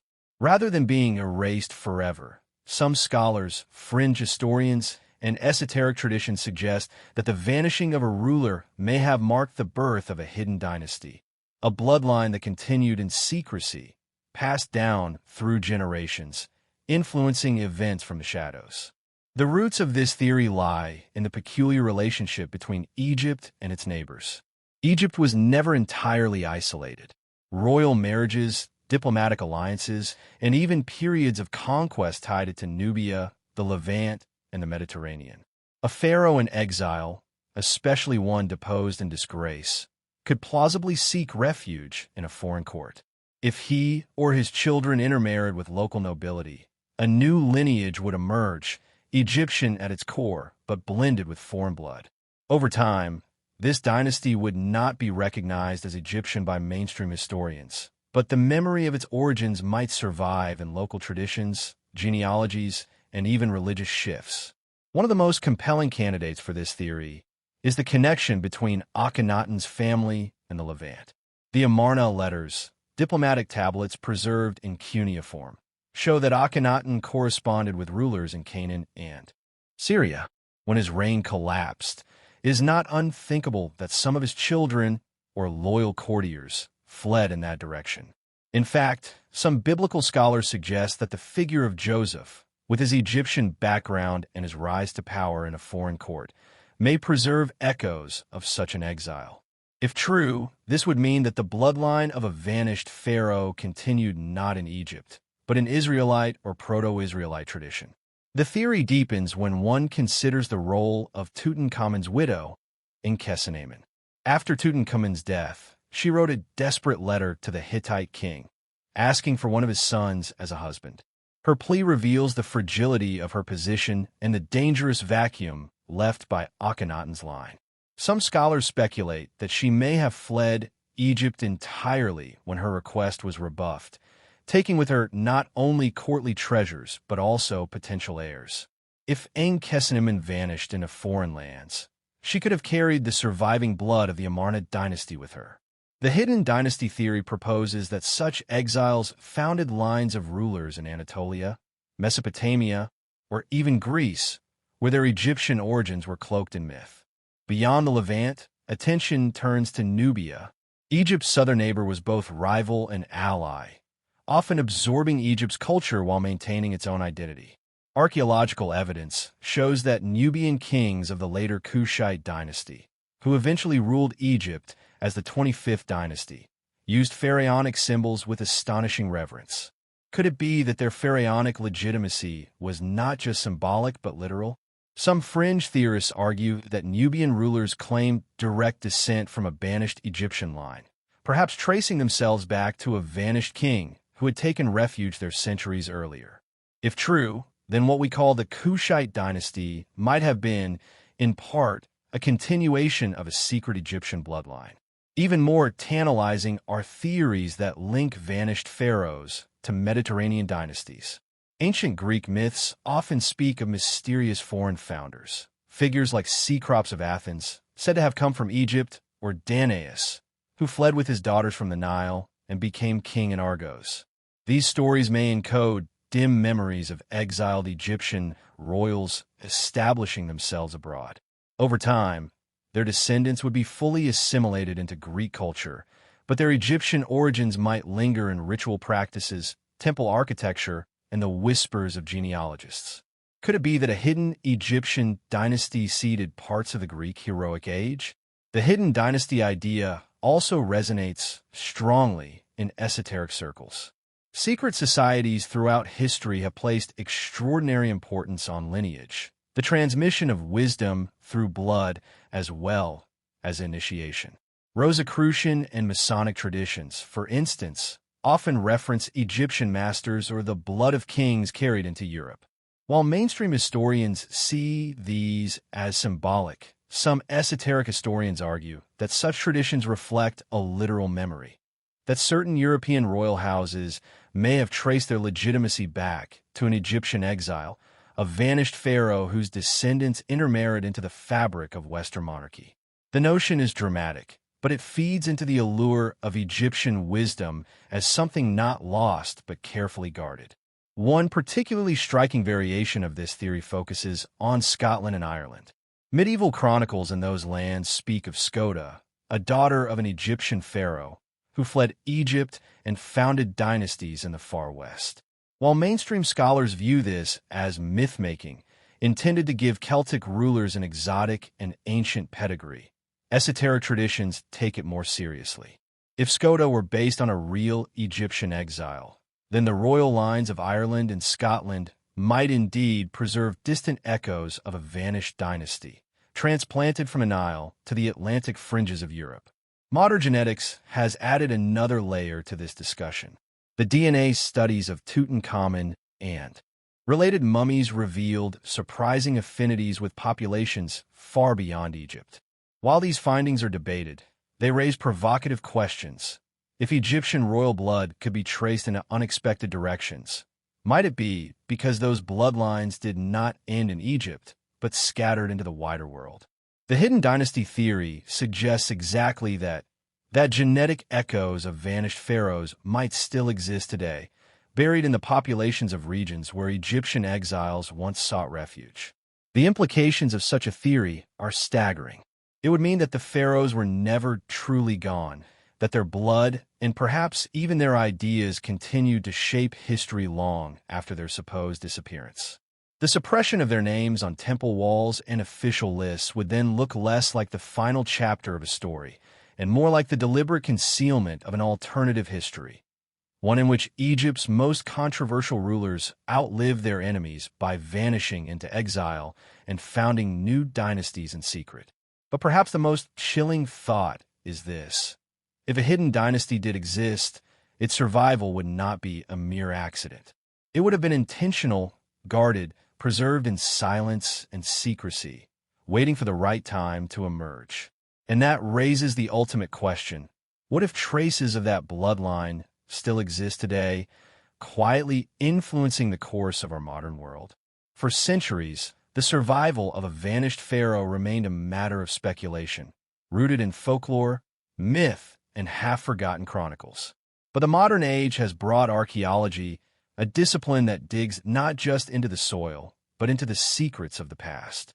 In the silent deserts of Egypt, in the ruined temples of Nubia, and even in faraway lands, researchers have unearthed tantalizing fragments, clues that, when assembled, seem to suggest that the story of the vanished pharaohs may not be as closed as official history insists.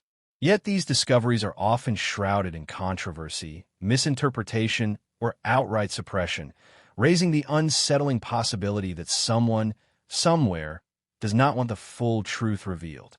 The Valley of the Kings is usually the first place to look. This necropolis, carved into the Theban cliffs, was meant to hold the eternal resting places of Egypt's most powerful rulers. Yet many tombs here are unfinished, plundered, or eerily anonymous. Tomb KV55 is one such enigma. Discovered in 1907, it contained a desecrated mummy, stripped of royal regalia, with inscriptions that seemed deliberately hacked out. Scholars debate whether this was Akhenaten, Smenkhare, or another erased figure of the Amarna line. The ambiguity of the burial is telling. It was as though someone had tried to erase the identity of the interred, while at the same time ensuring a burial that could be found again. If this truly was Akhenaten, why was his tomb so strange? And why were efforts made to both hide and preserve him? Was it evidence of a ruler who did not die as expected, whose body returned under shadowy circumstances? Further clues lie outside Egypt. In the ancient city of Amarna itself, excavations have uncovered evidence of a sudden, almost frantic abandonment. Buildings were left half-finished, shrines dismantled, and inscriptions smashed. Yet among the debris, archaeologists have found objects that hint at continued worship of Aten long after the city's official fall. Small amulets and household shrines suggest that followers of the heretic pharaoh carried his memory into exile. Were these scattered traces left by loyalists who fled with their king, or perhaps by exiled members of the royal family who kept Aten's cult alive in secret? The material evidence is subtle, but it paints a picture of continuity rather than total eradication. More sensational still are finds that seem to link Egypt to foreign lands. In Turkey, at the site of Bagazkoy, the capital of the Hittites, a cache of diplomatic letters was uncovered. Among them is the famous Dakamunzu letter, in which a widowed Egyptian queen, likely Ankhesenamun, begged the Hittite king for a husband. The letter itself is archaeology's closest brush with a vanished dynasty reaching outward, grasping for survival. Some scholars argue that the letter is proof that Egypt's royal bloodline attempted to merge with foreign dynasties. The Hittite prince sent in response was murdered before reaching Egypt. But what if others escaped? Could a marriage alliance have been quietly fulfilled, seeding a hidden Egyptian dynasty abroad? Artifacts have also turned up in unexpected places, hinting at Egyptian royalty outside Egypt. Scarabs inscribed with royal names have been discovered in Canaan and Nubia, far from the Nile. Some are ordinary trade items, but others appear in contexts suggesting royal presence. Tombs, fortresses, or temples that bear no direct explanation. In Sudan, temples with Amarna-style inscriptions have baffled archaeologists, as though fragments of the Aten cult have been transplanted there. Could these be the fingerprints of a vanished pharaoh's court, re-establishing itself in exile? But perhaps the most unsettling aspect of these finds is how often they vanish into obscurity themselves. Stories abound of artifacts disappearing into museum basements, mislabeled or never displayed. In the early 20th century, some explorers reported finding inscriptions in Sinai and Arabia that referenced Egyptian rulers whose names were erased from mainstream king lists. Yet these inscriptions rarely survive long in scholarly circulation, dismissed as forgeries or quietly archived. Conspiracy-minded researchers argue that this is no accident, that discoveries which suggest the survival of controversial pharaohs are deliberately suppressed to protect the canonical narrative of Egyptian history. Modern technology has only sharpened the mystery. DNA studies of the Amarna mummies have produced ambiguous results, sometimes supporting established lineages, other times raising more questions than answers. Genetic links to populations outside Egypt remain hotly debated, and whenever they are mentioned, they are quickly qualified, downplayed, or retracted. In some cases, published reports have been revised in ways that seem more political than scientific, feeding the suspicion that the full truth about pharaonic bloodlines is too explosive to release. After all, if it were proven that a pharaoh's descendants survived in foreign lands, the implications for history, religion, and even modern politics could be immense. There are also whispers of far more exotic discoveries. Rumors circulate of sealed chambers beneath the sands of Amarna, detected with ground-penetrating radar, but never excavated. Some claim these chambers hold not only treasures, but perhaps the mummies of exiled royals, preserved in secrecy. Similar rumors swirl around sites in Nubia, where unexplored pyramids may contain burials deliberately hidden from Egyptian reprisal.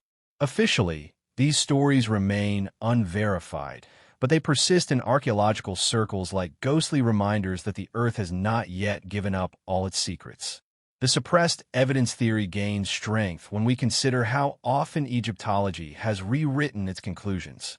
At one time, the Amarna period was barely mentioned in academic histories. Now it is recognized as one of the most fascinating and destabilizing episodes of the ancient world. If so much could be hidden in plain sight for centuries, what else remains buried in silence? Is it possible that entire chapters of pharaonic survival are still locked away, either beneath the sand or behind the closed doors of institutions? The notion of suppressed evidence resonates with a deeper truth about human history. Power always seeks to control the narrative. Just as ancient priests and pharaohs erased names from stone, so too can modern institutions suppress inconvenient findings. Whether intentional or not, the gaps in the record leave fertile ground for suspicion. And when legends, artifacts, and scientific anomalies all point in the same direction, one begins to wonder if the vanished pharaohs are not so absent after all. What emerges is a haunting possibility, that archaeology has already uncovered fragments of the survival story, but these fragments have been scattered, buried, or deliberately silenced. Each scarab, each mutilated inscription, each ambiguous. Mummy becomes a piece of a puzzle that no one is willing to finish. And perhaps that is by design, because to complete the picture would mean rewriting history itself, acknowledging that the erased pharaohs not only lived but endured, leaving behind a legacy that continues to ripple into the present. For hours, we have walked the long corridors of silence, tracing the faint footprints left by vanished kings. We have sifted through erasures on temple walls, listened to whispers in foreign chronicles, and unearthed fragments of artifacts that seem to hint at a story far greater than official history dares to admit. Now, we stand before the threshold of revelation. The question that has lingered in the shadows demands to be asked directly. Did the vanished pharaoh truly survive? Was exile not merely legend, but reality? And if so, what does that survival mean for everything we think we know about Egypt, and perhaps even about ourselves? The evidence is circumstantial, but startling when viewed together. A desecrated mummy in KV 55, a desperate letter from an Egyptian queen to the Hittites, scarabs in foreign lands, Nubian temples echoing Amarna styles, and Greek legends of Egyptian founders. All these fragments, scattered across centuries and continents, point to the same conclusion. Someone escaped. The sudden collapse of Amarna, the violent erasures of Akhenaten's name, the suspicious gaps in the king lists. These are not signs of finality, but of cover-up. Egypt's rulers wanted us to believe the line was extinguished, yet the trail of anomalies suggests otherwise. The strongest case surrounds Akhenaten himself. His religious revolution was too radical, too dangerous to be allowed in noble memory. And yet, his name surfaces again and again in shadows. KV 55 might contain his body, but the strangeness of the burial suggests something else. That perhaps Akhenaten did not die in Egypt at all, but returned only later, under secretive circumstances. One theory proposes that he fled south, to Nubia, where loyalists preserved him as a living god-king until his eventual death. Another suggests he traveled east, carried into Canaan with his followers, remembered by locals not as a king, but as a prophet. If this were true, Akhenaten might be the root of one of the world's most influential religious traditions, a survivor whose ideas shaped civilizations far beyond the Nile. But Akhenaten is only one candidate. Smenkhare, the elusive co-regent, has always been a mystery. Some Egyptologists argue that Smenkhare was a younger brother of Akhenaten. Others suggest he was the same person under a different name. What if Smenkhare was the exile, escaping Egypt after Akhenaten's downfall, adopting a new identity abroad, and carrying the royal bloodline into hidden lands? Such a possibility would explain why so little is known of him, and why his presence flickers in and out of the historical record like a ghost. The most tantalizing possibility, however, comes from the figure of Ankhesenamun, Tutankhamun's widow. The Dakamunza letter shows her desperation to survive amid political chaos.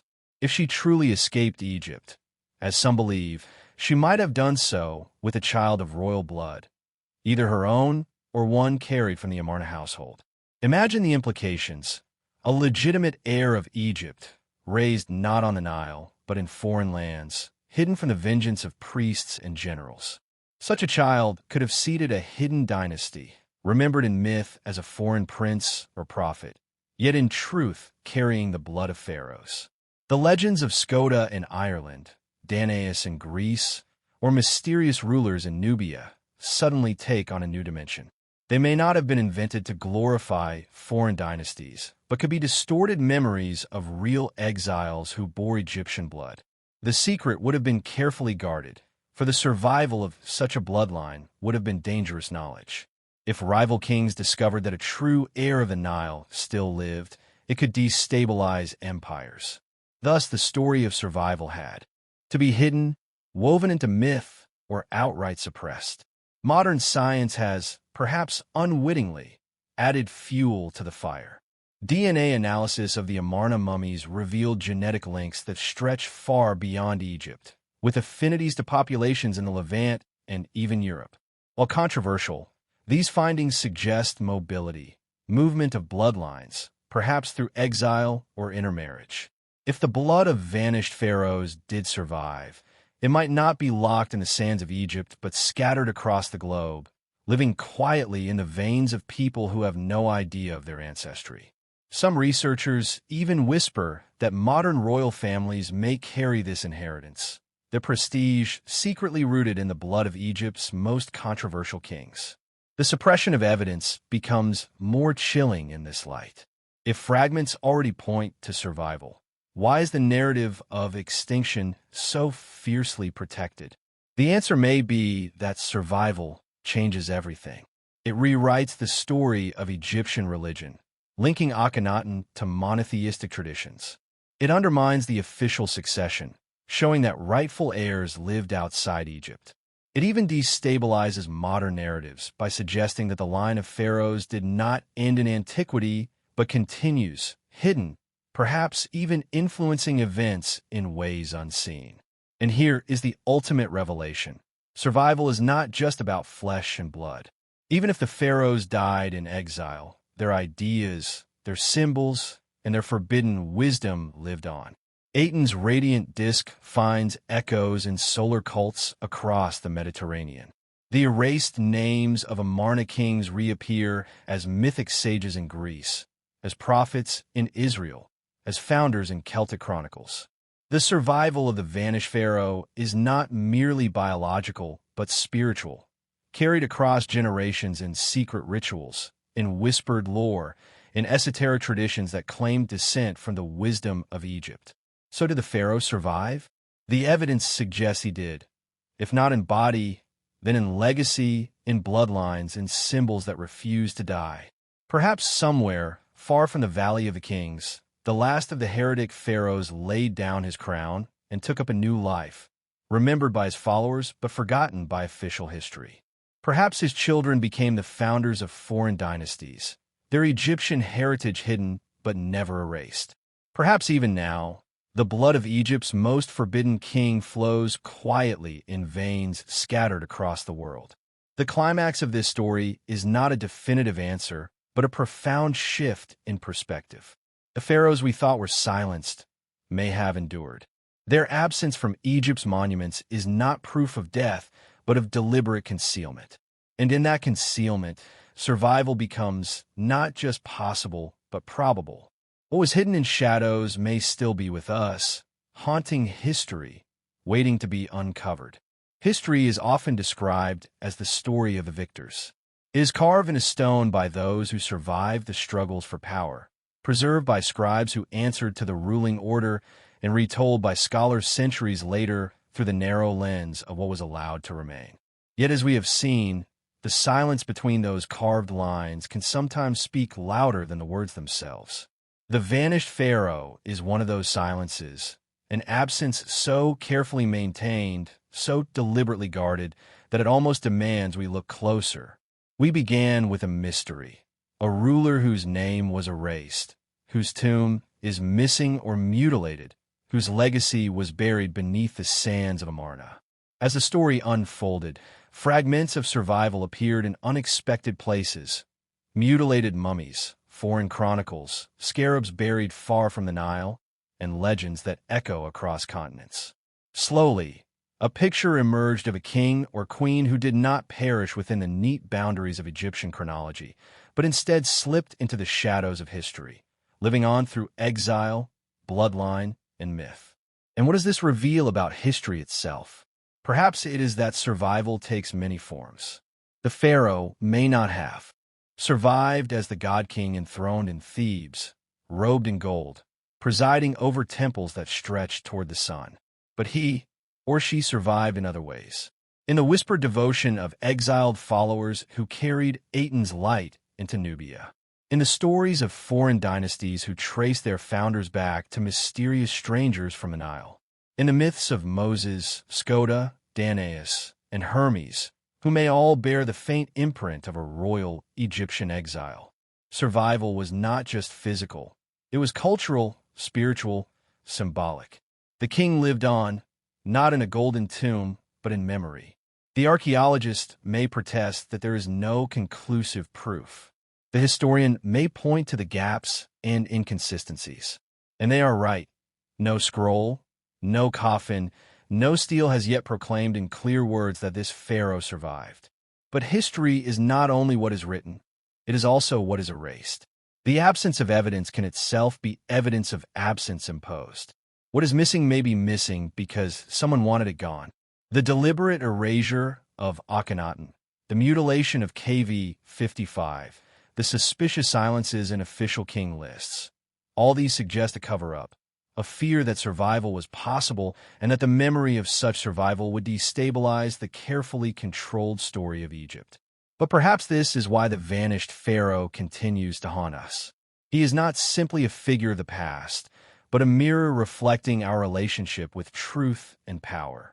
We, like the ancients, are captivated by the idea that history might still hide secrets, that beneath the accepted narratives lies another story, one of survival, concealment, and hidden influence. The pharaoh in exile is not just an individual.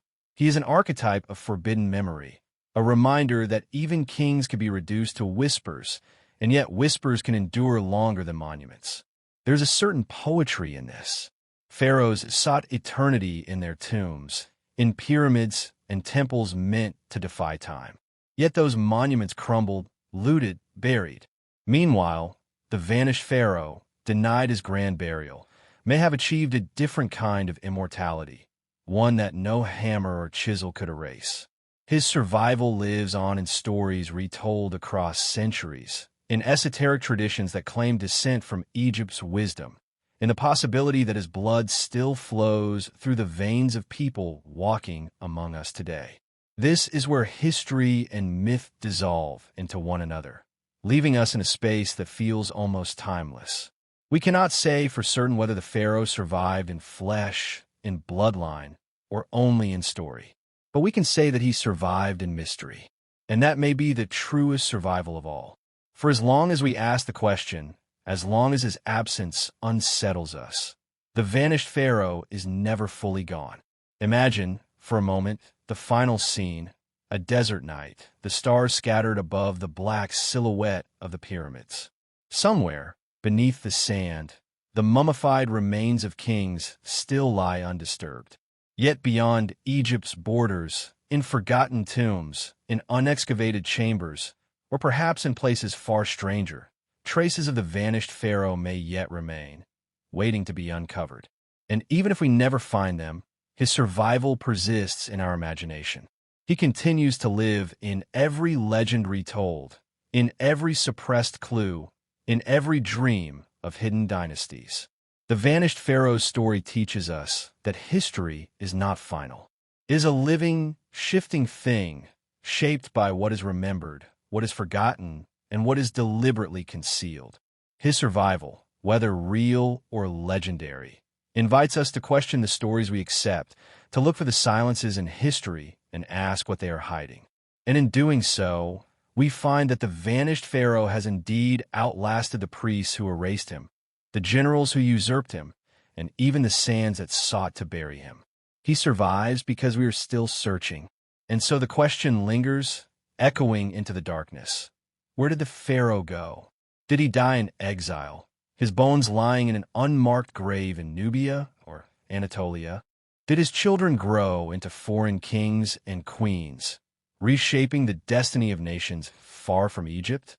Or does his survival exist only in the realm of myth, as a symbol of defiance against time and oblivion?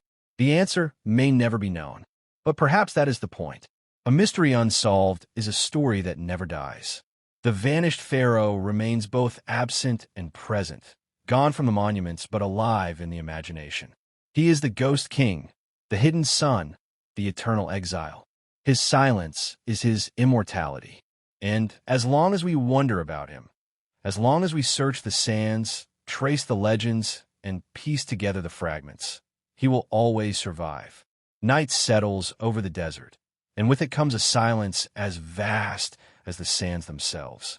The ruins of Amarna stand like broken teeth against the horizon, their stone walls half swallowed by drifting dunes.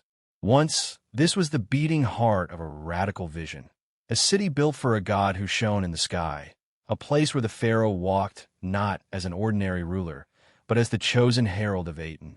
Now, it is abandoned, emptied of life, reduced to fragments of stone and half-remembered inscriptions. Yet in the quiet, one cannot help but feel that something lingers. Perhaps it is only the wind, moving through corridors where priests once sang hymns to the sun.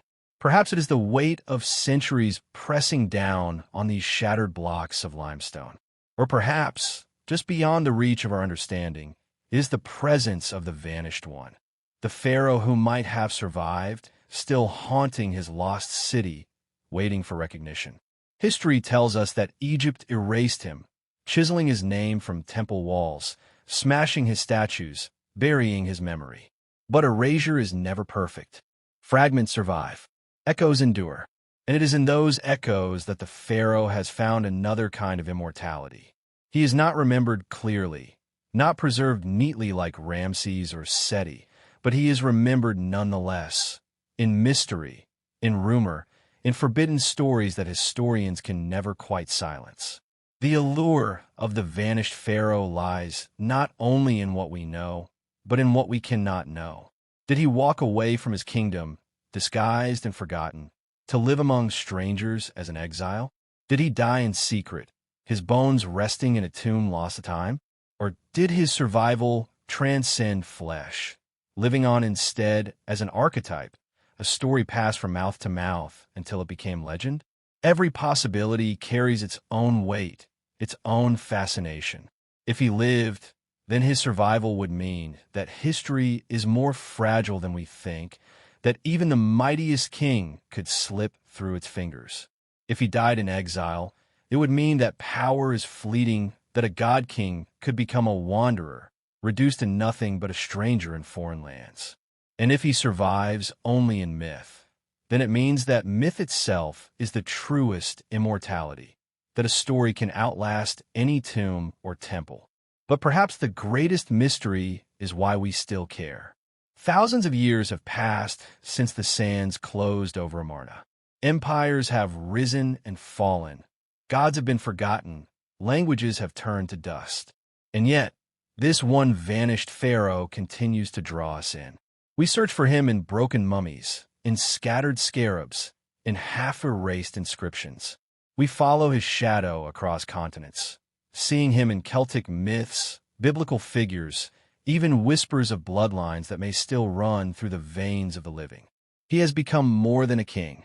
He has become a question, and that is the true power of mystery. Questions endure. Questions haunt. Questions demand we keep looking, keep wondering, keep doubting the neat stories written in textbooks. The vanished pharaoh embodies that eternal question. What lies beneath the official version of history? What truths were hidden? What stories were silenced? And if one pharaoh could slip away from history's grasp, how many others might have? It is tempting to imagine the pharaoh not as a figure trapped in the past, but as something still alive, moving through time in ways we cannot see. His presence exists not only in ancient ruins, but in every mind that dares to wonder about him. He is not just a memory, but a living question, passed from one generation of seekers to the next. In this way, the vanished pharaoh survives not as a relic, but as a presence, subtle, enduring, almost eternal. As the stars drift above the Nile, we are left with an image, a lone figure walking into the desert night, leaving behind a city of broken stones and a kingdom that rejected him. We do not know where he goes, nor if he will ever return. But his footsteps linger in the sand, faint yet unerasable, stretching forward into the unknown. And so, the story closes as it began, not with an answer, but with a silence that speaks of survival, of exile, of mystery. The vanished pharaoh is both lost and found, both forgotten and eternal. His story is unfinished, his fate unresolved. And perhaps that is his greatest secret, that by vanishing, he ensured he would never truly disappear. From the end, he survives where all others have failed, not in stone, not in gold, not in flesh, but in the imagination. And there, he will reign forever,